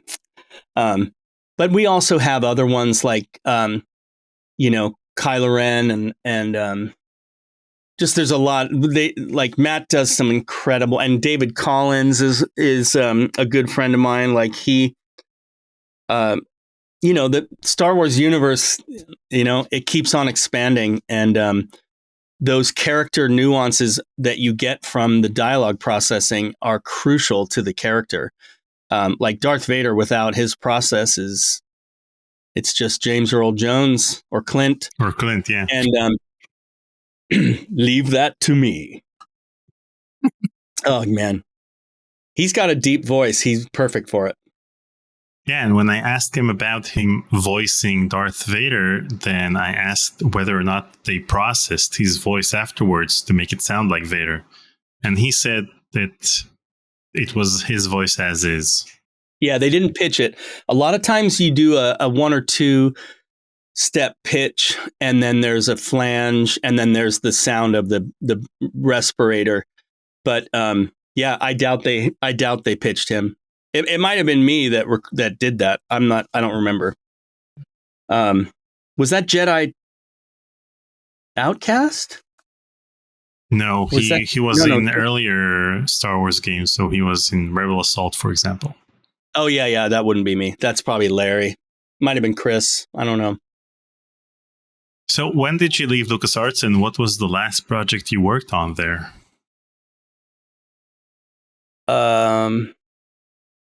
Don't say Escape from Monkey Island. Escape? No. Because I have a personal beef with the people who worked on the sound on Escape from Monkey Island. Yeah, nothing to do with it. I don't know if am I credited on that? Nope. Probably not. Yeah. No, it wasn't my fault, man. You go talk to someone else. I believe, let me just look here. I always use Moby Games to jog my memory, but it's so funny. The way credits work too. Larry always said, your credits are important. Don't take them lightly. But I've come to the point now where I work on so many things that I couldn't check. Hey, did I get credited for voice direction on Call of the Sea? And so I rely on the developers. A lot of them, they come around at the end of the project saying, how do you want your credit to read? But as far as my last game, so what started to happen in '99 was Clint, Peter, Michael, and I were secretly planning to leave and start an audio production company. And we would have tons of meetings. and some of them were challenging because we were trying to work out all the details, like who is going to handle the taxes? How are we going to have a facility? Nothing was really remote then. Although I started working at home on Psychonauts. I mean, and Clint's studio was his upstairs, so we were absolutely working at home, and loved it because you were free of all the things that keep you from working. And Larry the O had a great quote that's something like, if someone asks, "Hey, what do you do for a living?" Well, during the day, I do all the things that prevent me from doing the thing that I do for a living, and then at night, I do sound design for games. But I left. So what happened was we were planning that whole thing, and it was starting to get. It was just starting to not fracture in a bad way, but it was starting to look like Clint and I should be doing it. And Peter and Michael would go on to do. They had a startup that they poured their heart and soul into, and I got offered by some ILM friends of mine. They had taken a job in Sunnyvale at a company called iBeam Broadcasting. And there were two players at the time then.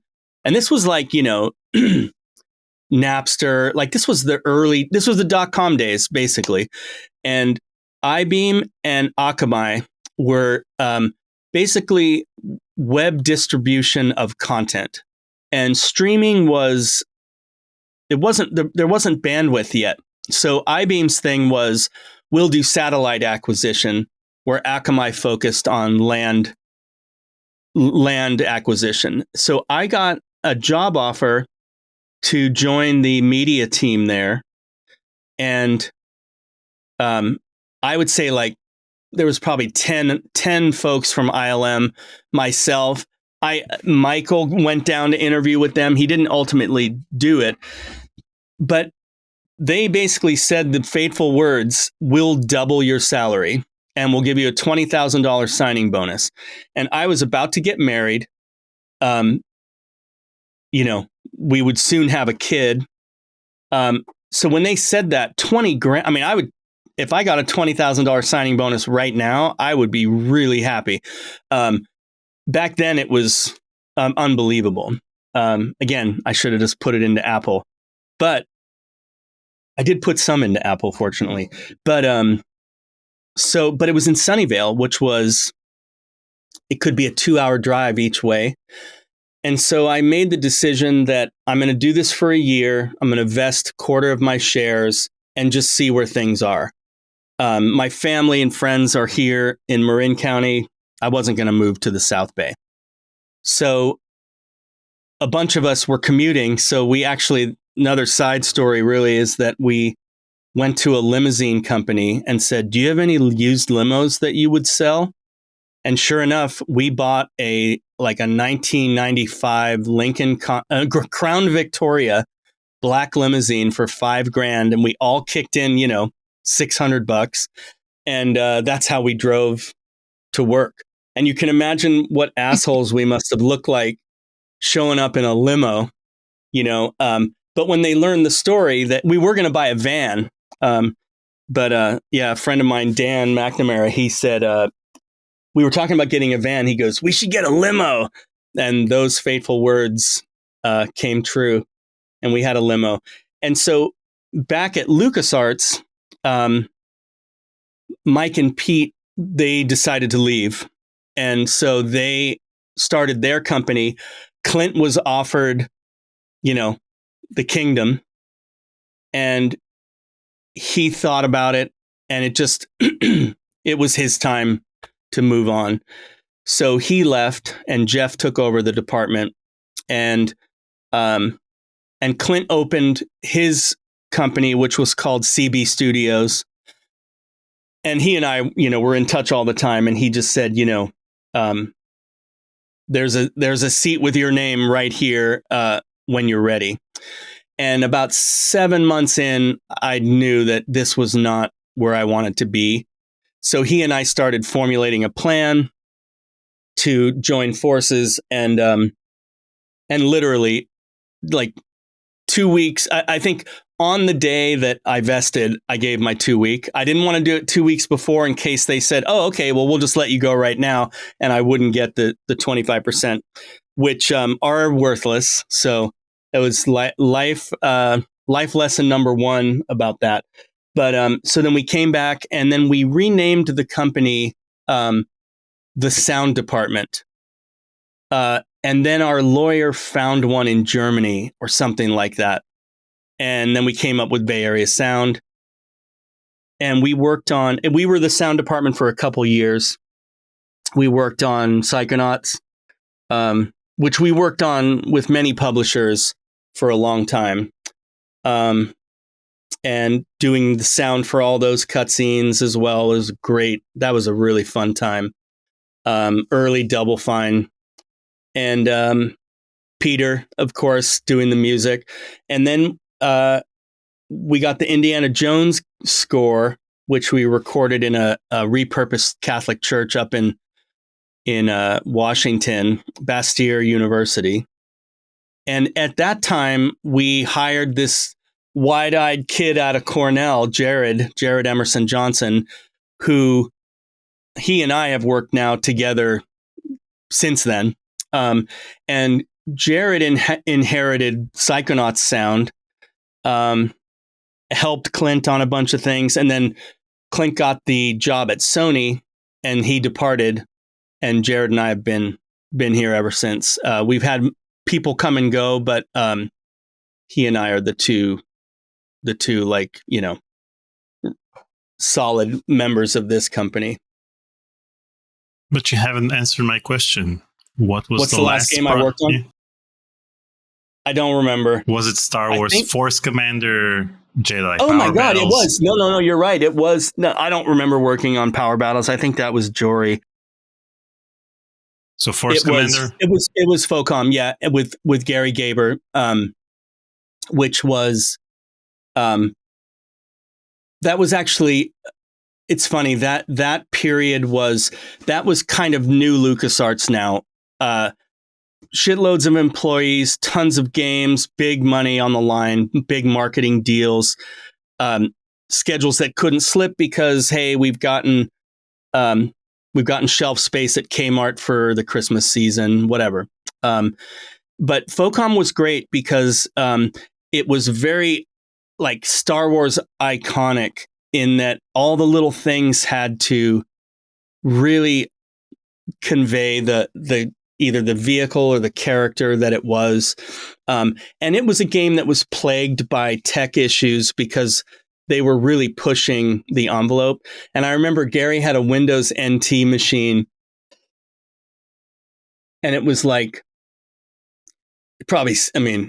we'd laugh at it today, but he was like the badass that had this incredible machine. And so we'd go to his area to watch bits of it because it could render everything because it wasn't compiled yet. So it wasn't ready for prime time. But then I got the job offer and I had to they said, I said, look, I'm leaving mid-project. I'm happy to moonlight on this, but I really think Jory will kick ass on this. And I told him, I'm leaving and I'm going to really try to give you the lead sound, role on this. And everyone else was tied up with their games. So, that ended up working really well for him and just for the product. And that was it. Yeah, it was not it for LucasArts because I worked on, I came back as I was the first third party contractor to do audio and worked on, that's like when I started working with all the new LucasArts folks. So I felt I would still go back to the building. I felt like I never left.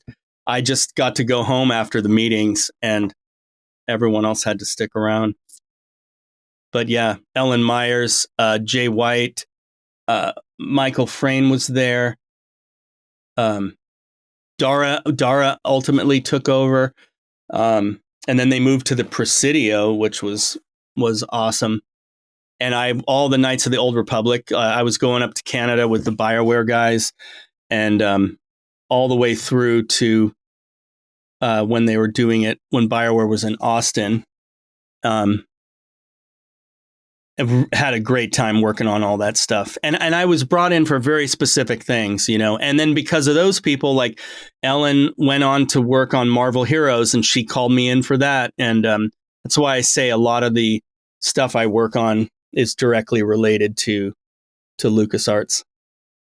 Now, in 2002, you were credited for sound production on Star Trek Bridge Commander. Now, after so many years working on Star Wars titles, what was it like to finally work on a Star Trek game? Amazing. Yeah, I I got the entire library from the developer, Larry Holland, great guy.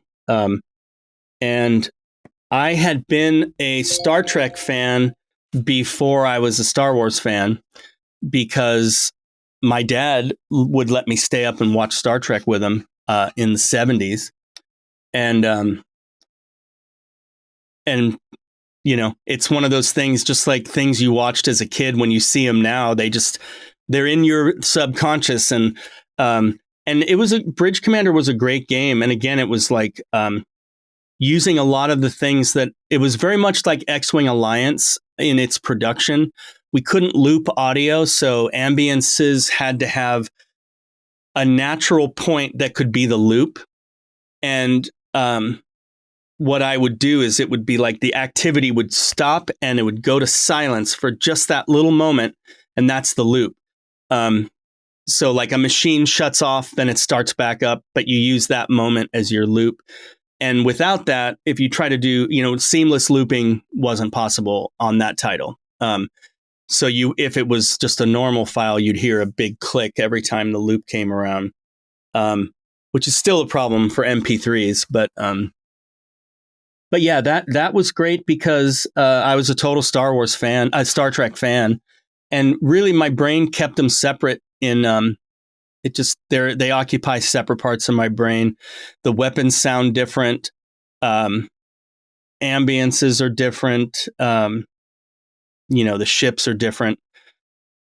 And honestly, until you asked me this and I'm thinking about it now, I never really realized, like, wow, I worked on so many Star Wars titles and was actively working on Old Republic ongoing for 15 years. I never really thought about the differences, but that was a fun game. I really liked it. In 2003, you went back to Star Wars when you were credited for sound design on Star Wars Jedi Academy. Yep. Now, when you create soundscapes for places that exist in our world, I guess that you try to emulate sounds from these environments. But what about soundscapes for imaginary worlds? How do you approach your sound design in this case? That's a good question. And it's a lot of trial and error, a lot of mistakes. I do things,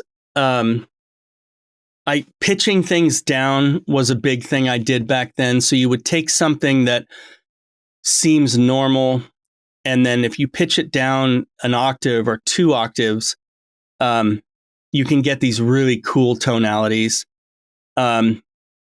For things like if you're in an alien world and you're in a beautiful, lush forest, you don't want it to sound like Muir Woods or, some jungle in the Amazon. You want it to sound similar so people think, oh, I'm in a jungle, but weird. You got to have weird creatures. And so a lot of times it's taking those files and manipulating them with pitch, or, reversing was a big thing I would do too. And then again, back to Gary Rydstrom, use your mouth and just make weird creature sounds and, pitch them, and then, make a library of that stuff. And then you put it into the ambient beds. And Academy was, that was also, again, it was, what was great about returning to Star Wars was when I left the company, it was time for me to leave LucasArts. I wanted just more variety. But but it wasn't time for me. And I remember thinking, well, I'm never working on anything Star Wars again. And that lasted about a year or two, maybe a year. Just I wasn't really thinking about it, and it was just nice to be on the other side of the glass from the production. But then when I started dipping my toe back in, it was like, what was I thinking? This is super fun, And so it was a nice thing to have. And I have dabbled in it recently, or I've done stuff that done voice processing for Dara on characters. So I'm definitely still have one foot in the galaxy far, far away. So you said earlier that back in your time at LucasArts, they didn't limit you in any way when it came to the creative process for the sound design. Was it the same for Star Wars titles? Because I can imagine that they had the sound effects library that you had to use, and you couldn't just use any sound for any object. There are specific objects that need to have that particular sound. So did you have the same creative freedom on Star Wars titles as well? Yes and no. I mean, I think we all acknowledged the rules. We knew no synthesizers. And obviously we were like the ultimate fans of the IP. And now we were in this shepherd role where, oh my God, I'm making this. So we did have the Skywalker library. A lot of that stuff was old and noisy. So we did a lot of cleanup on the original tape, cut it into files and organized it.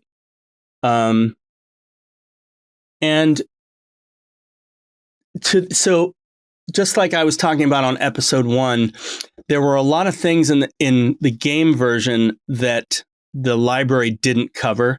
So fortunately, Ben recorded a ton of lightsaber sounds. So we had plenty of versions of that. But there's I think there's one Millennium Falcon takeoff sound, or when it goes into hyperspace, and he light speed. It's that sound. You've heard it, So that's a place where we have a famous recording session where the whole sound department went to the Marin Headlands, and it's out by the barracks, and all of the old bunkers are walled off with these thick iron doors. So we had wine and cheese and instruments, and we're up there having a good old time. And then we would inevitably break out the recorder, and I have a file called Mike Mallet Hits, and it's Michael with a mallet hitting those doors, and he started really slow, boom, boom, and it gets more and more to where he's just like a golf swing. He's just like, bam, and I use that mallet hit to this day, and one of the places where it's in is it is in that moment when you go to light speed in the Falcon. It's also a place where I believe it was for Grimm. We needed some ghosts. So we were all in this really reverberant cave-y place, and we had the mic set up, and we were just moaning like idiots. But so that kind of stuff is where you're not really taking, you're just adding to you're not doing anything you shouldn't.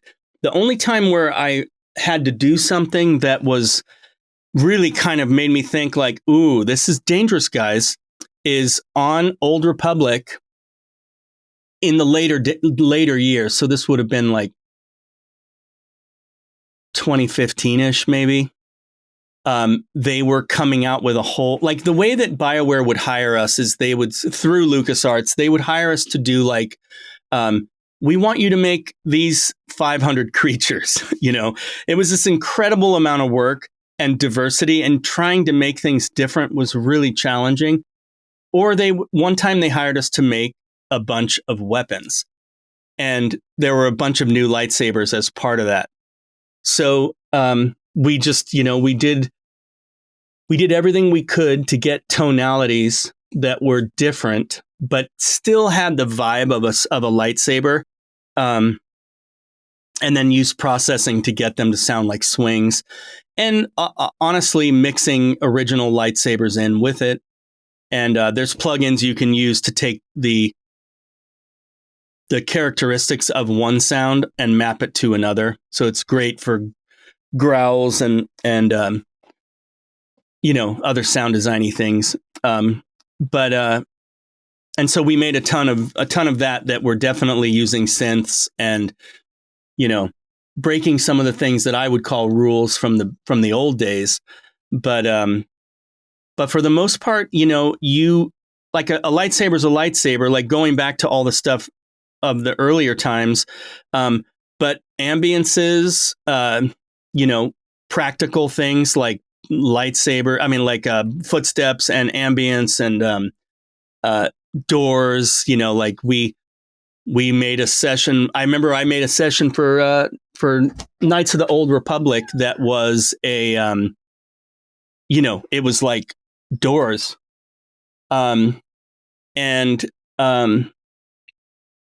They were like, there were like times where we had to, there were times where we really had to focus on,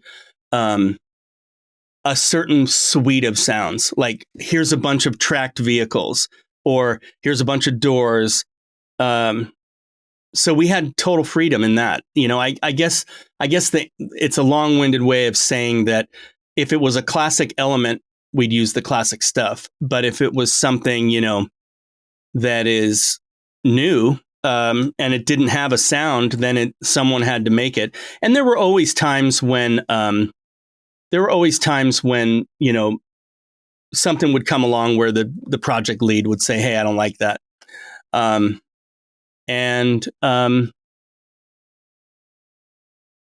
than that, I just don't remember a lot of. I don't remember a lot of people looking over our shoulders because we all just really were immersed in what we were doing, and we kind of self-checked ourselves. Like Clint would say, "I don't know, man, that sounds really thin." So we'd make it better. So by the time, people heard it, it had gone through a few filters. Yeah, we should have pushed the boundaries and tried to make a squeaky sound for the lightsaber and see if anyone noticed it. Well, we did do some funny things where we would it was scary because we would put things in, like we'd put in like just some rock music or something that absolutely could not ship. But there were a few cases where, like I remember our audio programmer put into the code somewhere way in the assembly language, he put "worship Satan" in the Dark Forces code somewhere. And the only way that you could ever find, and this guy was like not like a Satan dude at all. I honestly don't know what the hell his motivation was, but he put that in, and then it became this big public fiasco because some kid in the Midwest disassembled the game and found it. I mean, I don't even know how he found it. And so then I remember because it was right when I was kind of coming on board, and they had already printed the CDs, and it was really,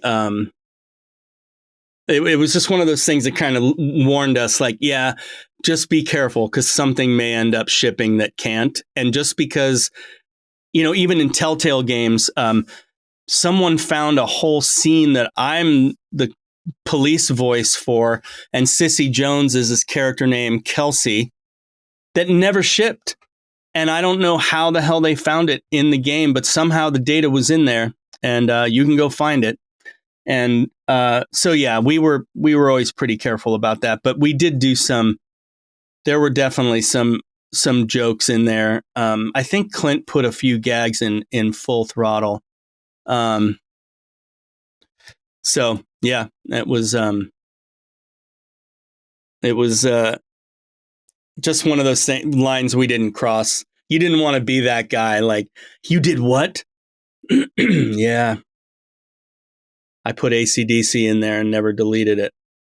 in 2004, you were credited as a sound designer on 007 Everything or Nothing.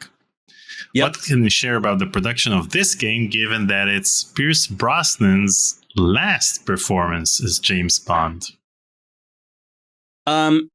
Larry the O had gone to EA in Redwood City, and he brought us on to do the sound design, and it was just interesting stepping into another formidable developer. You know, like these guys were. Even then, that building was insanity. Like, wow, these guys are a big deal. And the Pierce Brosnan part, I don't honestly. We were all sound, but some of the sounds I remember are the grapple and making those loops for the grapple hook. And then there was a building that was falling down that there were several states of it falling and explosions and tons of gunfire. It was great, though. It was a great game for us because we were now in the real world. We weren't in the cocoon of LucasArts, and no one, you know, and we didn't have those relationships with the project leads, you know, from the party that one of them threw last Friday, right? It's like the whole idea of suits is kind of what we got exposed to on that Bond game, is that people are definitely paying attention. And even though sound doesn't usually, it flies over people's heads, there were some pretty astute people reviewing that stuff. So we had some revisions that we weren't accustomed to, excessive revisions. And then the course of the game changes because, you know, they do play tests and focus groups when you have a company with that kind of resource. And so a lot of things, we're back to the drawing board. I was working at Nihilistic, working for Nihilistic on StarCraft Ghost before Conan, and Ghost never came out, sadly. And we basically scored the game. It was done. And Splinter Cell came out. And they said, we got to turn this into a stealth game. So everything we had done, we had to stealthify it. And so we made the game again, and it was awesome again, and it was really fun. And Xbox was a new thing, and there was a tool called Exact, XACT, I think. And Microsoft used to host these events where it was like an early, GDC already existed, but it was like a game sound con feel, where it was all sound using this specific tool. And what was great about that actually is I started to meet other me's at other companies. I met other Clint Bajakians, and that's the Michael Land of Sierra. And we started to realize, like, oh my God, you guys were inventing fire too. You know, it was really cool. And it was cool to talk about our audio issues and hearing their solutions, and they were the same thing. But we just both invented fire. And it was, that's like kind of when the community really opened up. We'd been going to GDC, but at that point, you know, the industry was becoming really competitive. These are the places when people would ask me, how'd you get into the game industry? And I always would say, I didn't choose it. It chose me. It was luck, right place at the right time, ability, perseverance, you know, whatever it was, you know, who I knew, but at some point, that stuff doesn't make you successful. You need to, anyone can learn anything, but not everyone has a propensity to do certain things. Like, I will never play music the way Peter does. I think it would take me 3 lifetimes to be as good as that guy. And any of those dudes. Could I do it? Yeah, maybe someday. Not anymore. That ship has sailed. That's why I need a couple more lifetimes. But there are people, that really, like, I've hired people that were just fantastic and they did great stuff, but they didn't have something that, it's not just about your skill. It's about your work ethic and about your adherence to deadlines, how you communicate, both verbally and over email. You can sound like an asshole on email when you're not being one, but you need to know how to present things in text form that doesn't start wars,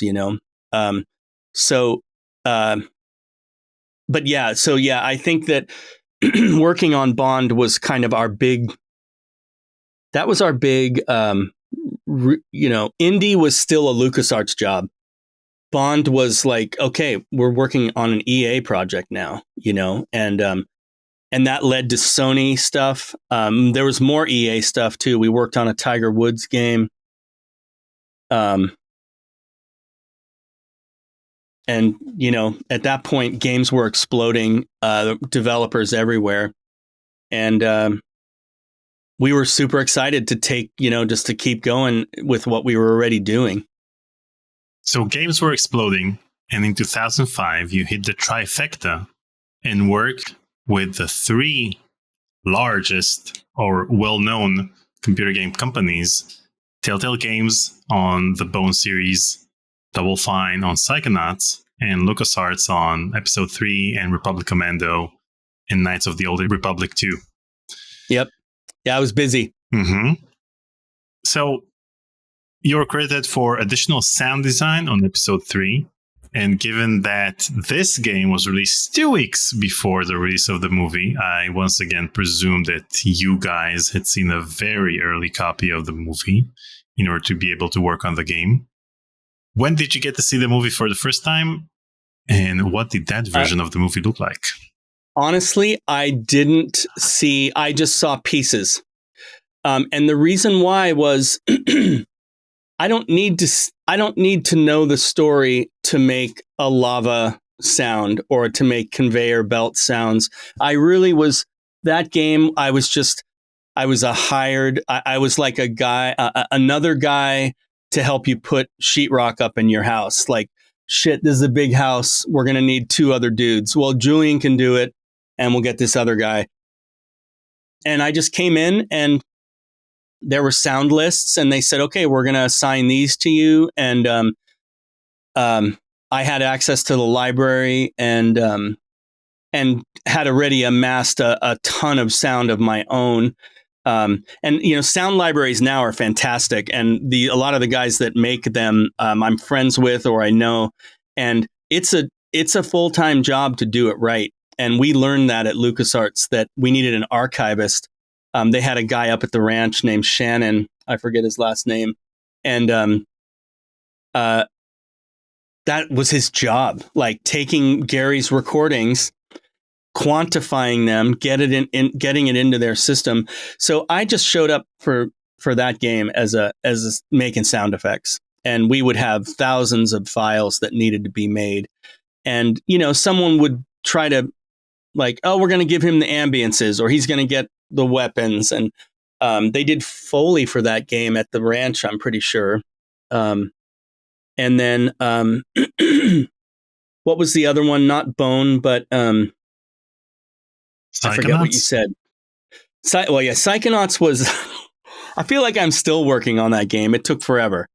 And it was because the publishing deals changed.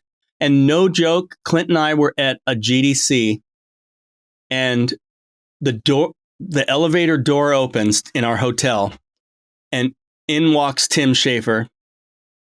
And he goes, I think I found another publisher. And because we had been off the game for a while, like a while being maybe a year. And we found out that he was talking to Microsoft in an elevator by chance. But so Psychonauts was just something that I just kept working on.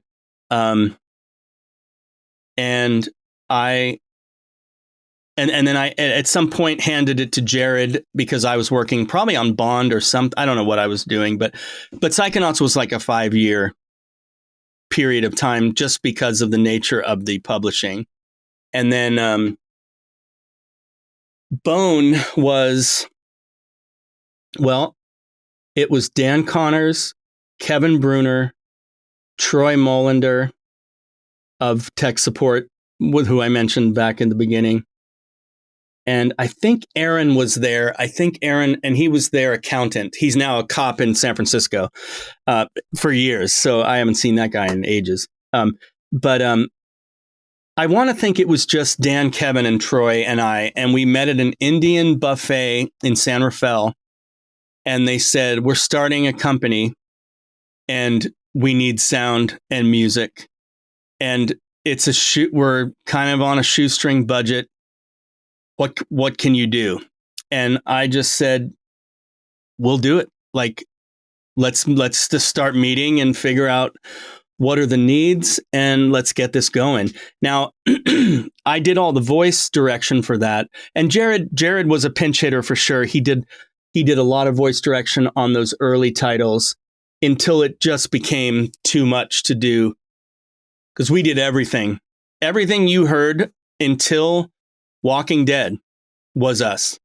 So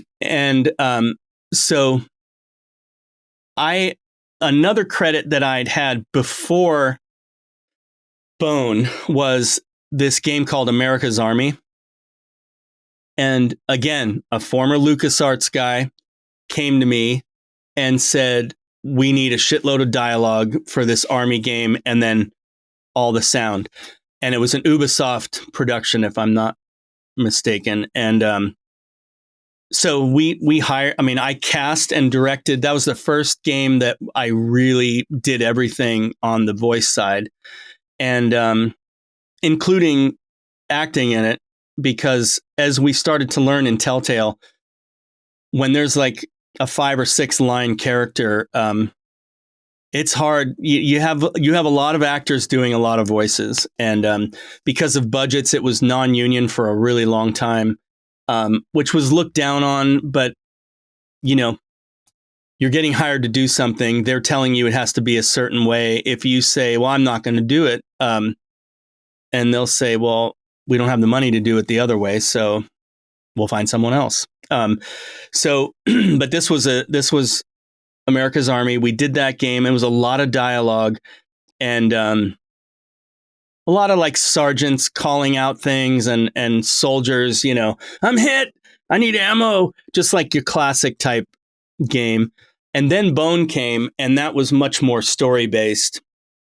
And Dan's vision for Telltale back then was he wanted to kind of have like he called it the Telltale Players, and they would be like kind of like an acting ensemble that would just be diverse in their skills and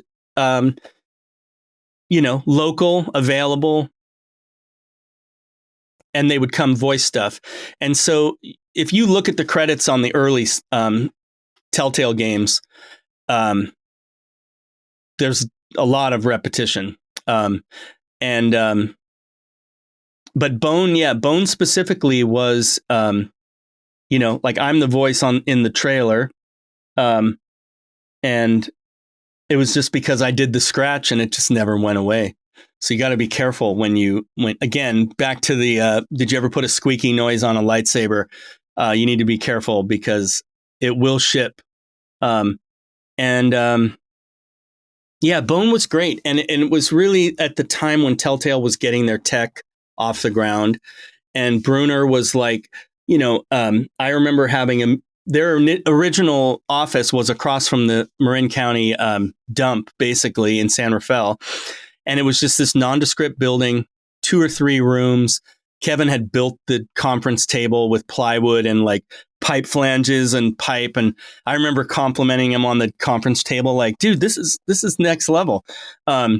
Graham Annabelle was in there and Randy and just, like the OG Telltalers. And I remember asking him, so your file names are 7-character numbers. Is that important for your system, or can we change that? And he stopped and he looked up in the air and he's like, it's kind of important to my system. And I'm like, numbers it is. And that never changed until Telltale went down. It was always numbers. But yeah, just the chore tool that they developed and how to implement sound, it was all homespun.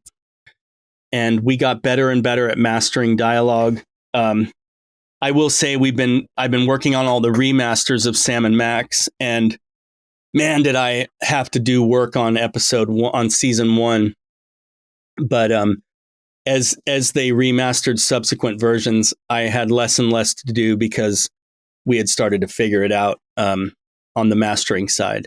And it's something that mastering is, it's so important to dialogue that for Marvel Midnight Suns, I was directing and BA Sound was handling all the post. And I did 2 or 3 directing sessions and quickly said, you guys, there's no way I can do both of these things. And then literally every director I know, Dara was on it, Keith Aram was on it, like all these people were working on it, and all of them were sending me the files. And that was COVID era. So I think we processed and mastered about 150,000 lines of dialogue. Wow. And again, everything happens for a reason, and all that experience, and then working at Riot I worked on Legends of Runeterra and a lot of Valorant stuff. I mean, we still do a lot of work for them. And I'm going to give him a shout out. Dylan Grossman, who works there, just had such a nice, detailed approach to voice mastering. And it's like when you learn that an F chord can slide up to a G and you have that moment like, oh my God, I'm mastering the guitar.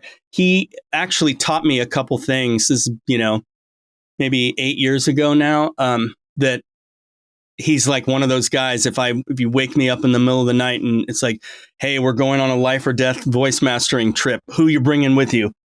Dylan's coming. But the reason, and then that like parlayed into all the stuff I'm doing with AI now, that mastering is so crucial. But yeah, I mean, it really Telltale. It's when I really put on the voice director hat and never really took it off there. In fact, in some ways, Jared did more of the sound there than I did. And of course, all his music scores, like I've got like his Walking Dead vinyls over there, and we've got a couple of, he's just got such a diverse, style. And we really just kind of cut our teeth. It was like a LucasArts 2.0, a lot of reinvention going on. And that matured into, the history's been written. So we worked on some pretty big titles, but we didn't do anything differently than we did on Bone. We just had better tools. In 2009, you were credited for voice editing and mastering on Tales of Monkey Island. Now, since Earl Bowen, the original actor of LeChuck, had retired from acting at that point in time, he was not initially available to reprise his role. So a different voice actor was cast as LeChuck for the first chapter of the game.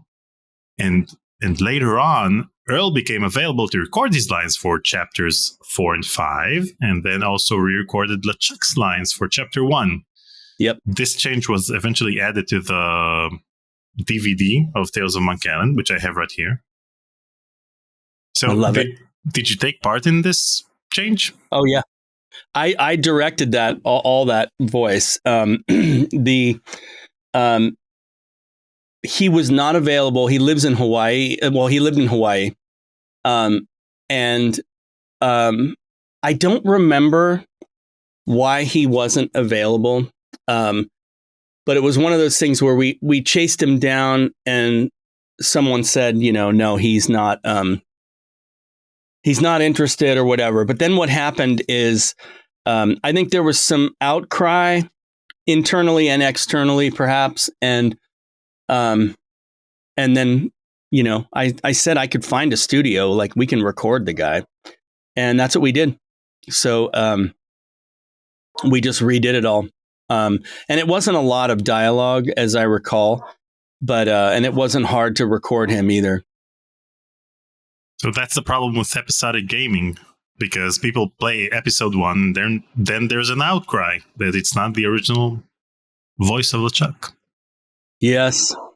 In 2010, Sometimes you don't change them, though. Keep going, though.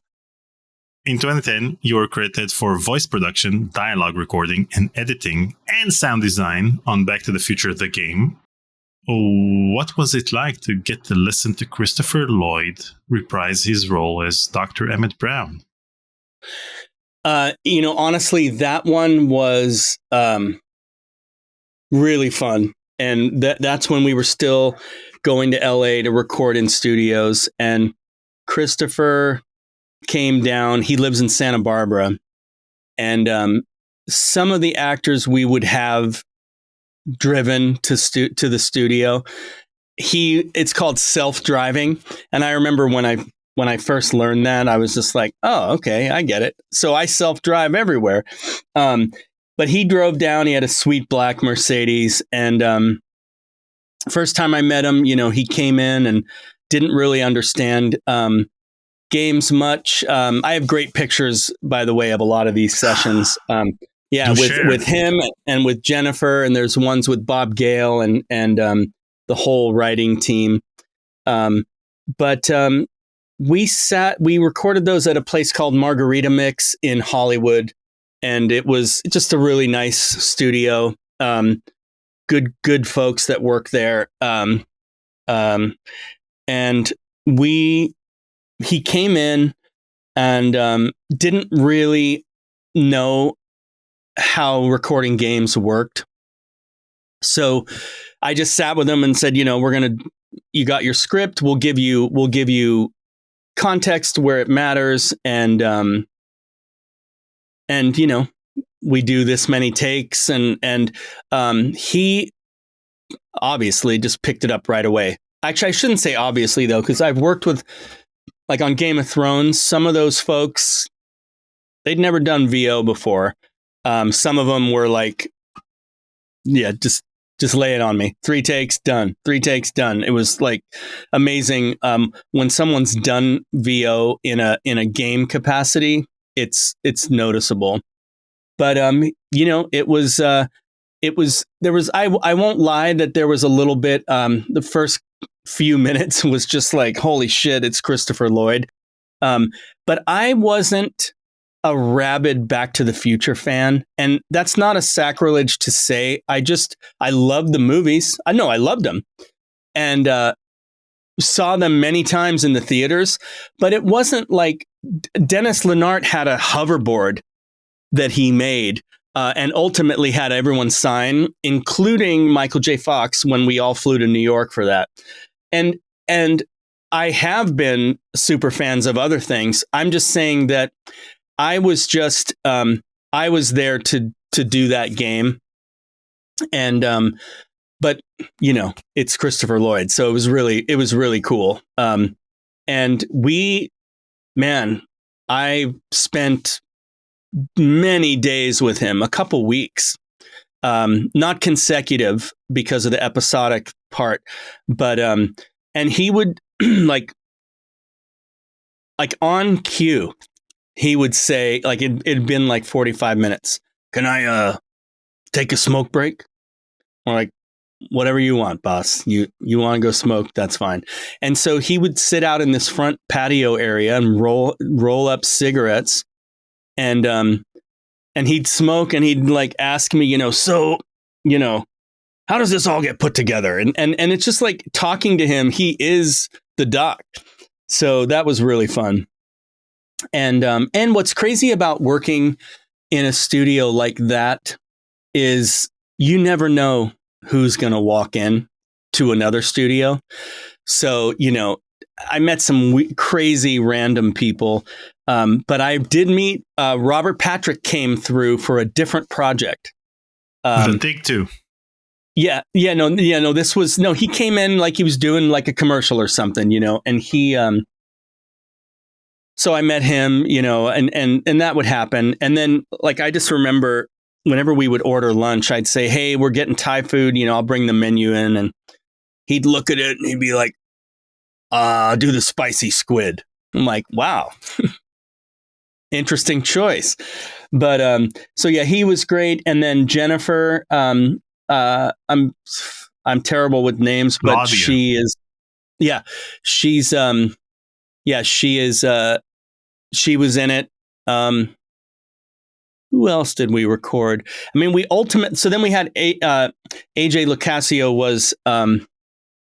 was Marty, and we had, I think it was James Arnold Taylor who was the front runner because he does such a great Marty and Doc, by the way. And he would do these kind of stand-up things. And then what happened was someone in finance at Telltale received an MP3 from this guy, AJ Lucasio. Hey, I want to read for Marty. I hear you guys are making the game. And the way he tells the story is he was driving somewhere. He just moved to LA, dreams of being an actor. And one of his friends called and said, dude, Telltale's making a Back to the Future game. You got to be Marty, because it was like one of his things. I wish I had the audition. I might somewhere. But it got forwarded to me like, hey, here's a guy. He's pretty good, and I heard it and it was like, OK, well, that's settled. That's how Lee got cast for Walking Dead, too. But you can remind me of that. So AJ and then Michael J. Fox, they had long tried to get him involved in the game somehow. And what ended up happening was he agreed to do it, and it was he played the old version of himself, and it was a short, it wasn't a lot of content, and marketing was kind of, they had all these great visions of what they could do while he's in the studio, and I think the whole thing got kind of spun out of control, and his team got cold feet. And then the Telltale attorney, Mark Barbalak, he said, look, he smoothed it out somehow. So it was like something that could have been catastrophic, but he reeled it in. The session was on, and it was Dennis Lennart, Brett Toasty, who was the producer, and myself. And I coincidentally was on vacation in New York when it was happening. And we just went into a studio there, and Michael showed up with his assistant, and man, he was the nicest guy. One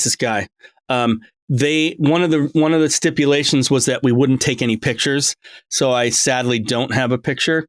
But he did sign Dennis's hoverboard, so that's pretty awesome. It's probably worth millions now. At least $700,000. Yeah, Dennis will never sell it, but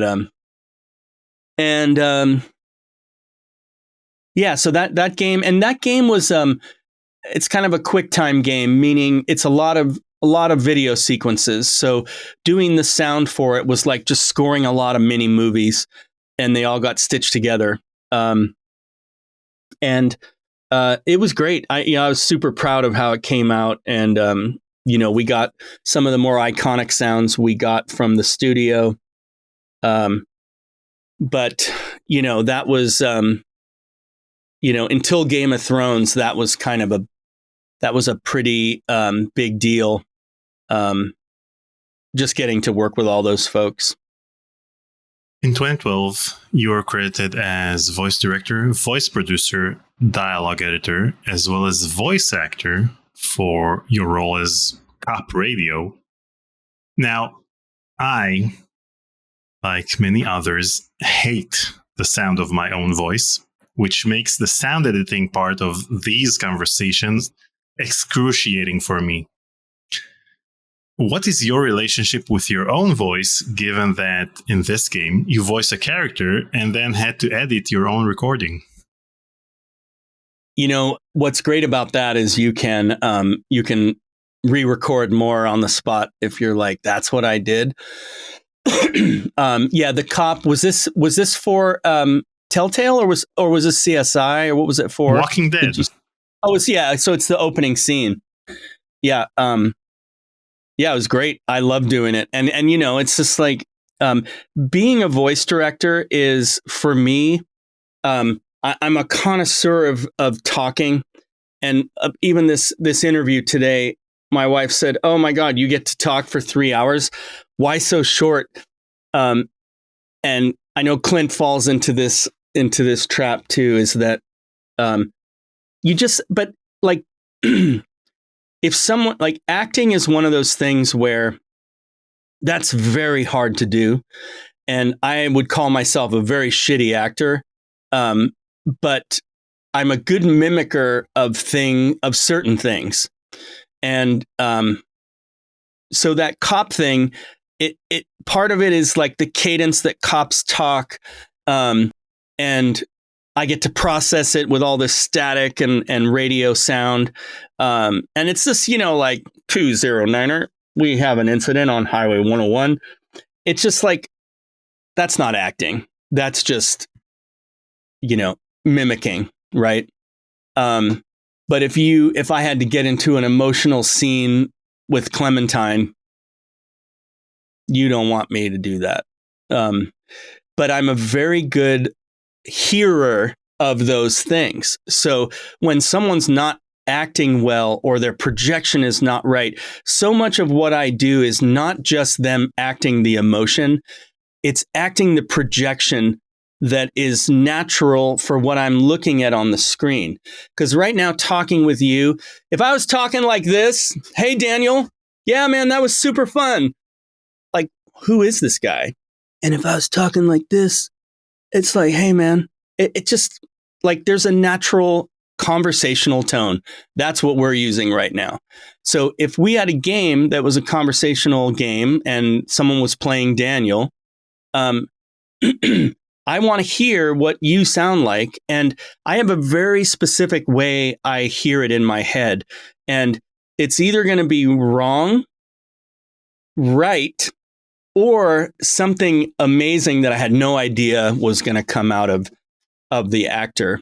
And I think it's a good place to mention that with the dawn, like the advent of remote recording, of which I have done a shitload of way before COVID, I would direct a lot of the Telltale sessions from here in various studios around the country to maximize our schedule, because we were under crunch so often. Once Walking Dead took off, money was flowing in. I was working on Wolf and Walking Dead, directing tons of sessions.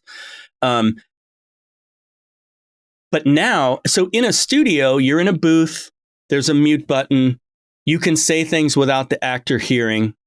But now I'm on Zoom, they're recording on their end, or I'm using Source Connect or something, but they're in their studio.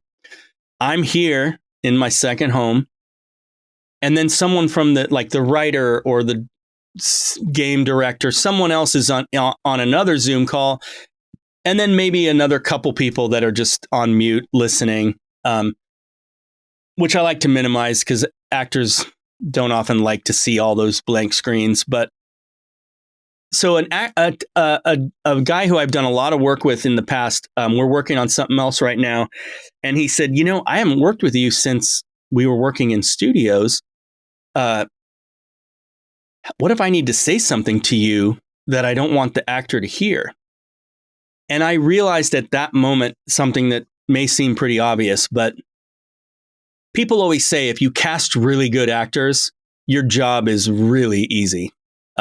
You're just like nudging them as you go through a game. And obviously you're a clock watcher and you're staying on schedule. You're trying not to burn someone out. And there's definitely a way to talk to actors that a lot of people just don't know because they don't do it. And it's something that, I was pretty good at from the get-go. Just really trying to build people up and use positive reinforcement, even if they just were sucking. You're never going to get something out of someone by breaking them down. But and it may end up not working, and you have to recast or take another approach. But what I realized is that having the actor and the creative team all hearing each other is the most collaborative thing. And and it, not that anyone bad talks the actor behind the glass, but all the actor sees is flapping mouths, and they don't hear anything. So we all go to that negative spot when someone, it's so much easier to put negative thoughts like, oh, they're talking shit about me in there. I suck. I shouldn't be doing this. When it might be like, look, guys, everyone said this is supposed to be loud. They're 20 feet away. No, they're 5 feet away. No, I know it's 20. But if you're the actor, you're just seeing flapping mouths.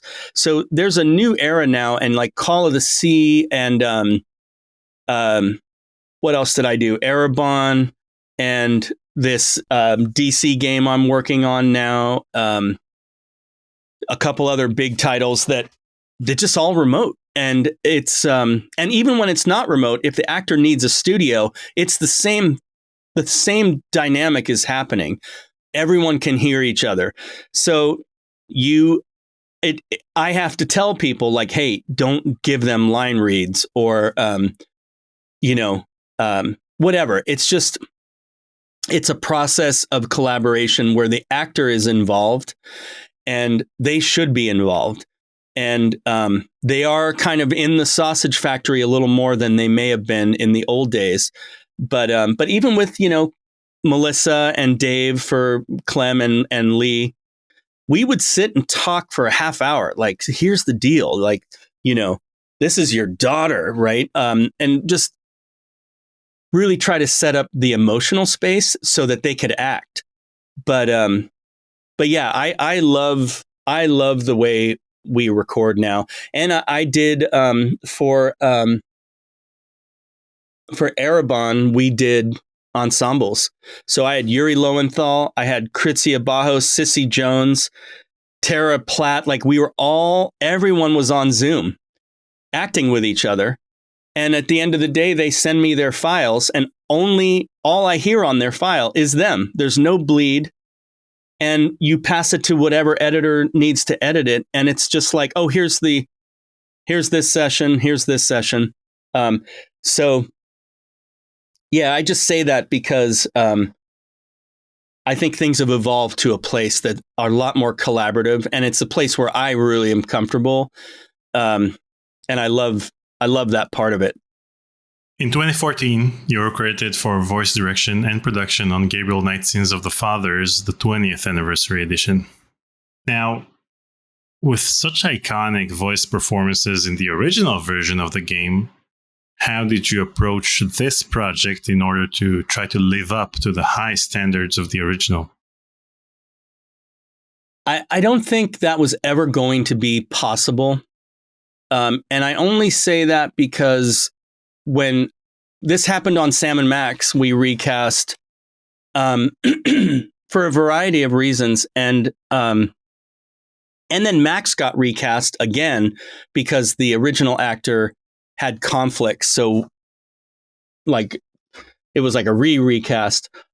So I had already seen the backlash that was actually kind of eerie, that I was getting emails and just random stuff. Like people really latch on to characters, and they and if you recast them, some people take that, they take that personally. And with Gabriel Knight, it's such a great game and IP, and working with Jane was fantastic. But when she came to me, she came to me and said, I want to repaint my house. And it wasn't my decision. It wasn't for me to say, I think we should paint it purple, not green. And so we cast a bunch of great actors. Owen Thomas was Gabriel Knight, and he was, like they were all. Again, it's like it's a task that is impossible to pull off with unanimous consent. You're always going to have people that don't like it, but you're also going to have people like the Sam and Max people, like my kids. They'd never seen the original. Still haven't, honestly. And so, it's kind of an unanswerable question. We cast it, and we tried to do the best job that we could.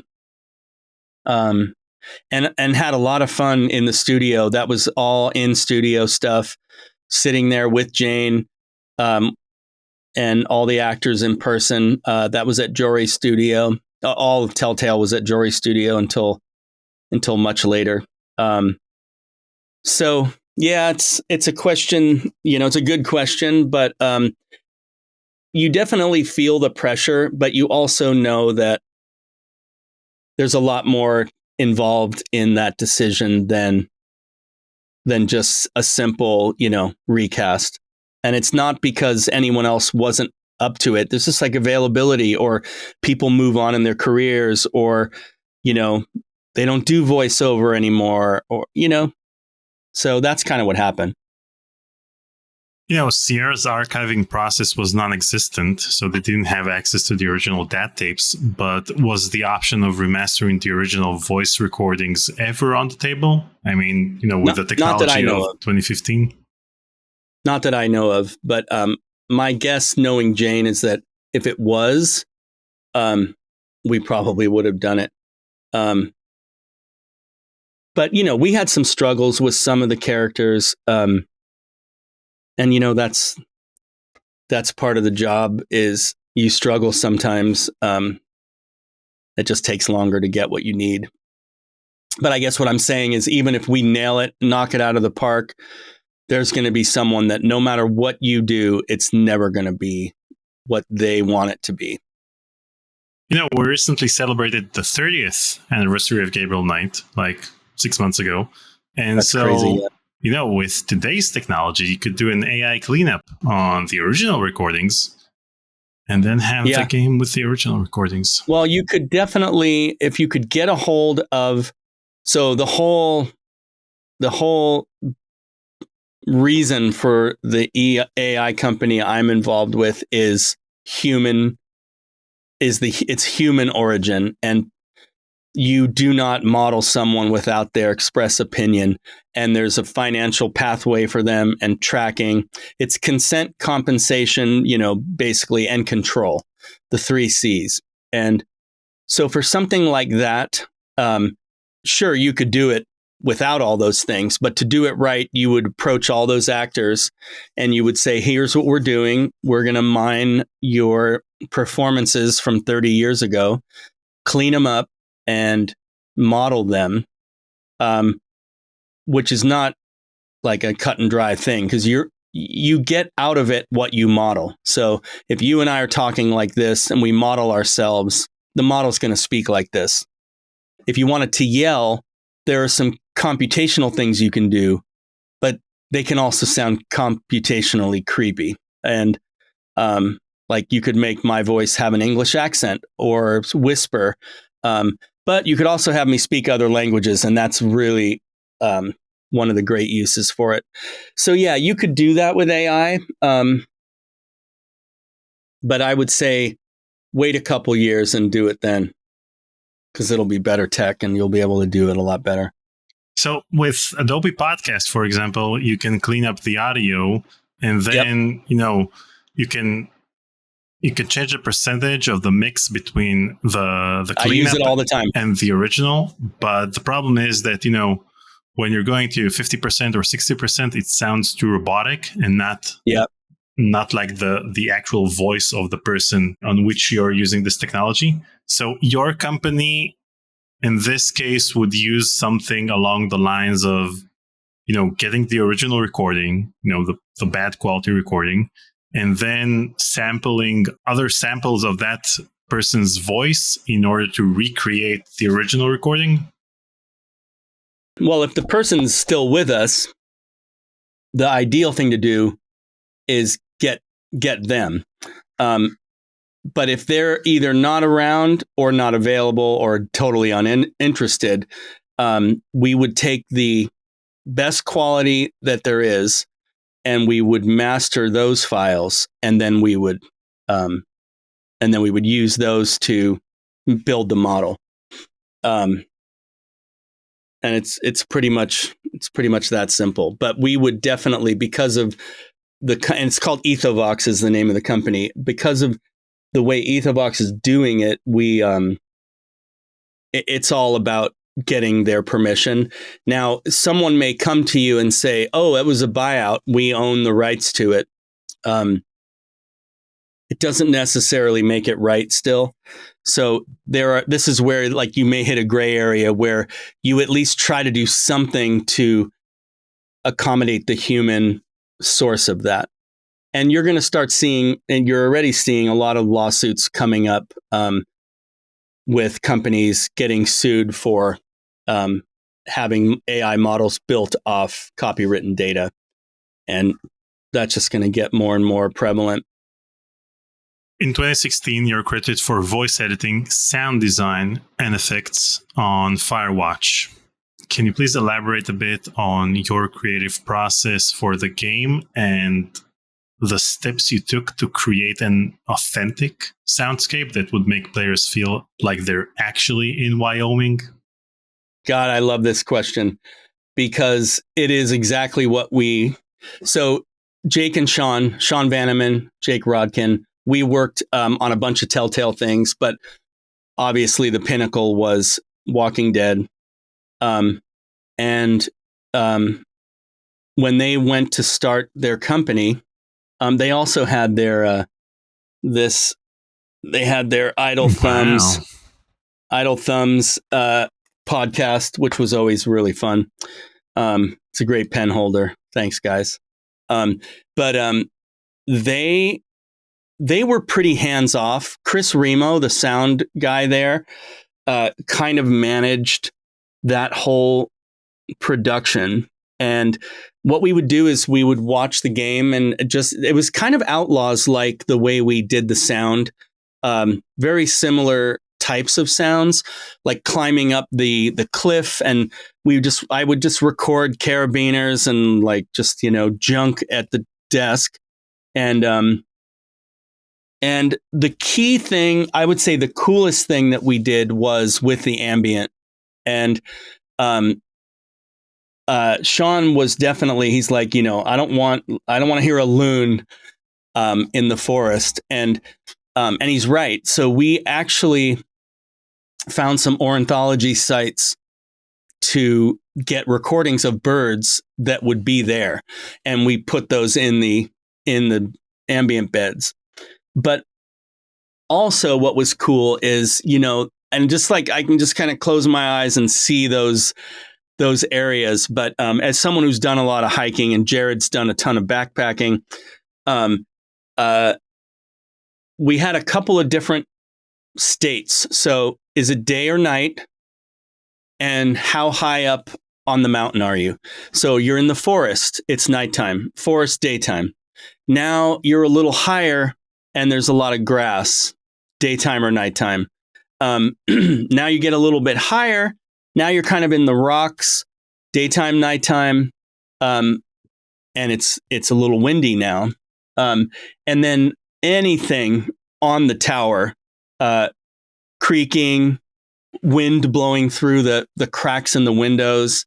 And Chris just did this great state system where that's how it would work. And another thing, like I remember one location was one of the caches where you grab goodies out of a box. And what we would do is put little scripts that would run. So there would be a bird that would loop, and it would pick from a random set of bird sounds, and then it would pan them a random value, and it would pick that, and then it wouldn't play them for. It wouldn't repeat for maybe 3 minutes, and then it would play again. And by positioning those around the world, you had this world that just kind of lived. And you could stand there and you would eventually hear the same samples play if you sat there long enough. But in gameplay, it's pretty infinitely replayable. We did this a lot on Old Republic too, where we used 3D positioning to place single emitters that weren't looping. They were just playing little scripts. Pick one of these 25 sounds, pick one of these volumes, one of these pitches, and one of these durations between 4 and 5 minutes, and play that. And I love that kind of stuff. It's one of my favorite things to do. And Firewatch was such a creative game. Also completely remotely recorded. Sissy and I forget his name, but they just had their booths, and they were ensemble. They were talking to each other, recording separately. They got great results. In 2017, the only credit you received was for the Xbox port of Assault Android Cactus. And I presume that's because you were too busy being surprised by Peter McConnell and his friends for your 50th birthday. Jesus Christ.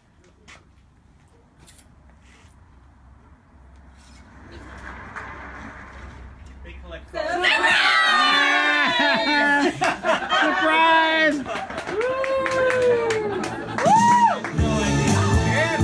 Yeah, cue the Newman. And there's Jared with the martini. So we have to mute the music, otherwise this will get demonetized. And look at this. Peter McConnell is hugging you. Hell yeah. I would like to have Peter McConnell hug me on my 50th birthday. he hugs. Yeah, they're $100 a hug. That cost me. That is really funny. Dixie. Yep. Yeah,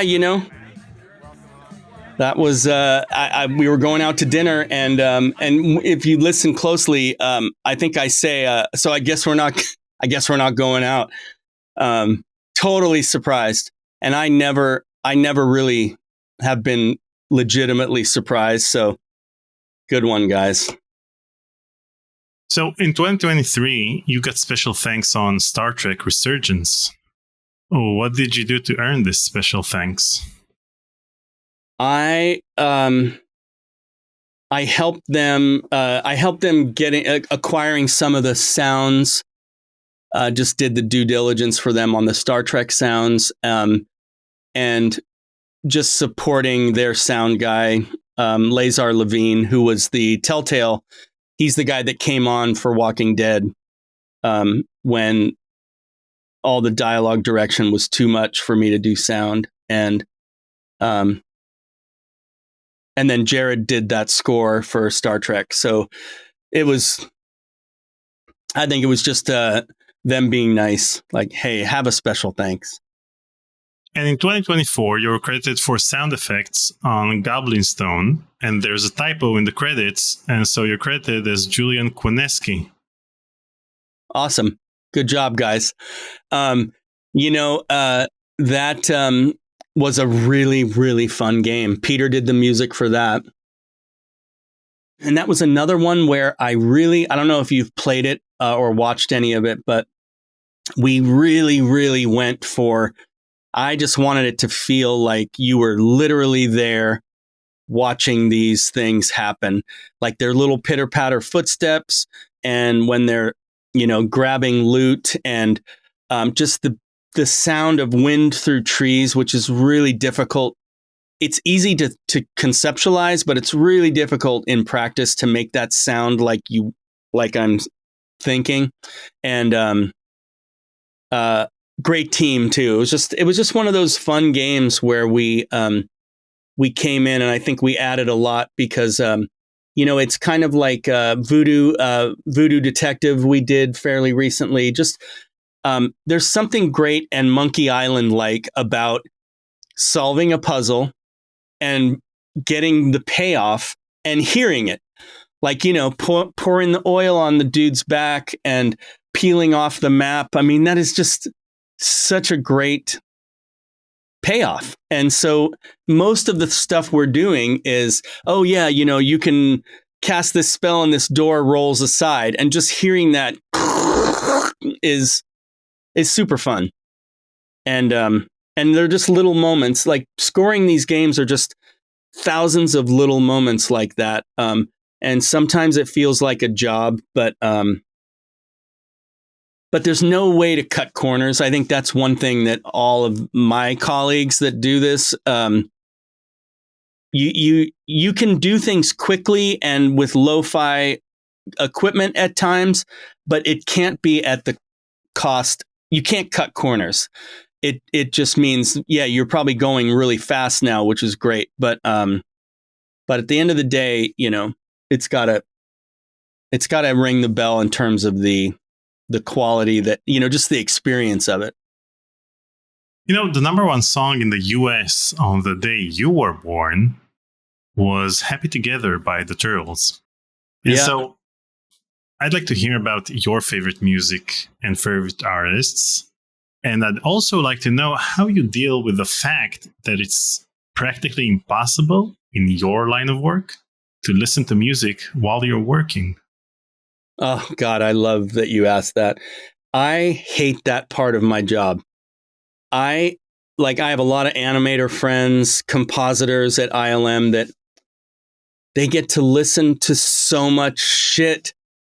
I can't listen. And when I can, like if I'm prepping a script for a session, I'm so happy to be like, I'm listening to the Grateful Dead podcast, or I'm listening to Lex Friedman, or,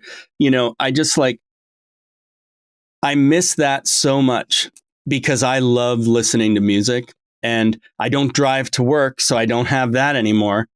And I've got to squeeze it in. And it is literally one of the downsides of working in audio is you will never be able to listen to anything while you're working, ever. And the same thing happens to me when I'm editing these conversations, because getting in the zone requires you to listen to music, because that's how you get in the zone. How do you get in the zone when you're editing sound? Yep. For me, it's funny because my wife's a graphic designer, and we talk about the zone. And it is one of those things where being under pressure creatively is really difficult. When it's like, I have 100 sounds due Friday and it's Tuesday, and you're just coming up with crap. Or similarly, there's 1,200 lines of dialogue. They need it for the demo, and everyone's working. Like, I love where I do dialogue editing still. I love variety. So for me, that part I'll never complain about. There's no such thing as something that's below me. It's like when you're in the mood to edit dialogue and trim that stuff and get it clean, it's just great. But it takes time and you can't rush it. So now if you're rushing doing something, there's a new pressure that's really brutal. Something, I think the way I get in the zone is, and this is a great thing with working at home, is, again, I love YouTube. I'll watch a lot of YouTube, but every time, or I'm watching Dark Matter right now, and I'm like, every time I'm in there watching something, I know that I'm not caught up with work. So I know I could be out here just putting 2 hours in that I don't need to put in tomorrow, but I really need to, I'm loving this show. And it's hard. I will say that working on a lot of things and being busy, I've just kind of learned to place myself into the zone. And it's really about managing interruptions more than it is anything else. And if you can limit the amount of things coming at you and stay focused, it's pretty easy to do that. But no matter what happens, I still can't listen to music while I work at all. And I think about that several times a week and have for many, many years. And I'd go over to animators at LucasArts and they'd have headphones on and they're like cranking something new. And I'm just like, son of a bitch. But, it's not really a complaint. It's just a reality. You can't have a regular iPhone if you're the president of the United States. So, you got to give something up. The Wilhelm scream is one of the most well-known sound effects ever and was probably used in thousands of movies and computer games. Have you ever been responsible for adding the Wilhelm scream in any of the games you were a sound designer for? Yes. And I can't remember which ones, because it's always one of those things you throw in at the last minute. And I have to be honest with you, I did it so haphazardly. And it's a shame because I would love to know where I put them, but I did. There's one in Dark Forces that Clint put in when a trooper falls off one of the ledges. So there's a website online that shows you which games use which samples, and it covers all of the Star Wars games, so you can go over the Star Wars games and see. I should look at it. But the reason I'm asking is because I didn't know if a Star Wars game that you worked on that had the Wilhelm scream if that particular sound effect was added by you or by someone else. So that's why I'm asking. I mean, I know I added it, and I want to say that I did one. I think there's one in Outlaws. I'm pretty sure there's one in Monkey, but that might have been Clint. It might have been his idea. And again, it's such an iconic thing. It's like having when you're in a movie or you're watching something on Apple TV and you hear the text tone, you think it's you. Like there are some sounds that are just so wired to our nervous systems now that Wilhelm is like that. But if you disguise it well, it's pretty cool. I've just never, it was just never something that, it's never something that I was that, tapped into doing. Throughout your career, were there any sound-related bugs that you were responsible for and had to be patched after the release of the game? Like you used the wrong sound file, or the sound was cut, or any type of glitch. We did some patching for Telltale because it was much easier with data than hard media. Never at Lucas. There were patches that went out over the years, but I think it was for bugs that were technical. And I think when that would happen, you could airlift in, some supplies for the soundtrack. But for Telltale, I think it was, it might have been like a voice improvement, but nothing of note. When something's done, it's been pretty much, it's done, ready to be forgotten and move on to the next thing. Now, it seems like as someone who's dealing with voice on a daily basis, you get a kick out of guided tours like this one. Yep. Millions of people come here each year, but they rarely see the side of the wharf I'm about to show you. And they never get to meet the people who gave the place its name. Why do you like guided tours so much? For the next hour, you and I will So this was actually a company called Detour. You should be standing in the corner of Jefferson and Taylor, underneath a 32-foot Fisherman's Wharf sign that's shaped like and you had a 360 camera. Yeah. Which means it's practically a baby on this side of the wharf. You're probably staring up at the sign with the parking lot. Okay, so I mentioned Descript earlier to you. Mm-hmm. Detour was the mother of Descript. So what this was I worked with Andrew Mason, who founded Groupon. That's Groupon fame. He started this walking tour company called Detour, and we made these really heady NPR-like tours of various places in the city. The Tenderloin, downtown, North Beach, Fisherman's Wharf, up by the Painted Ladies, the Western Addition. And and they were all, and we did the Brooklyn Bridge with Ken Burns, and we did a bunch of stuff in New York, and then a whole slew of them in France, Germany, Italy, London. And what they are is it was an app that would have a narrator that has connection to a place that you're in. And it was GPS guided. And the reason that Andrew hired me was, having worked in games, that it was basically going to be like walking around an open world game where you would have music that would like if you had to cross Market Street, the narrator might say, "You see that sign across the street? I'll meet you when you get there." And now we have an unknown amount of time it's going to take that person to cross the street. And then, so there'd be music playing and ambience, even though you're in the spot. Like for the North Beach one, it was a period piece. So the ambience was horses and honky tonk, like piano and like people laughing. It was not modern. So we would put people in that space, and then you'd cross the street. It would trigger the GPS, and it would say, "Okay, so now that you're across the street." And the thing that I was really able to add to that was, having worked on all this Telltale dialogue, I was able to, it really had to have a tone. Like, I worked with Peter Coyote on the Haight-Ashbury one, and I went to his house, and I basically, I said, we recorded in his living room, which was crazy.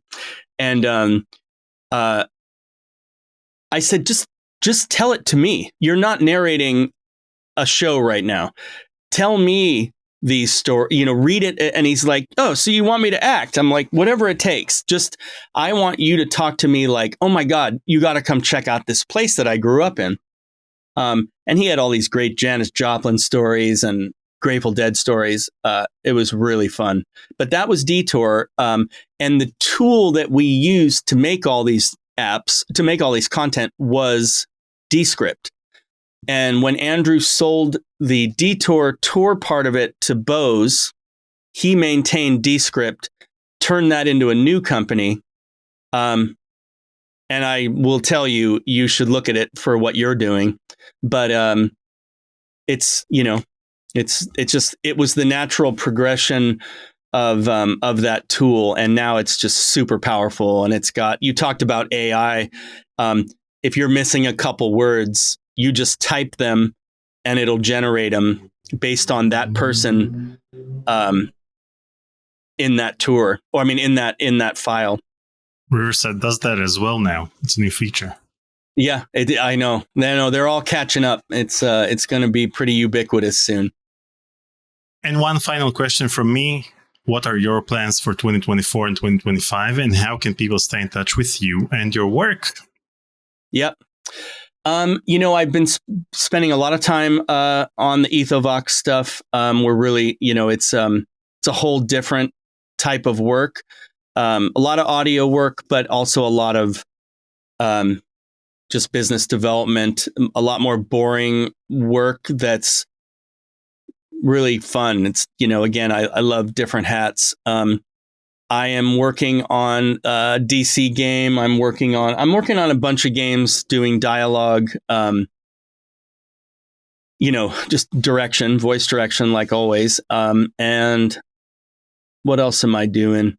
I work with a slot machine company doing sounds for that. I'm doing sound effects for a couple of games that aren't announced yet.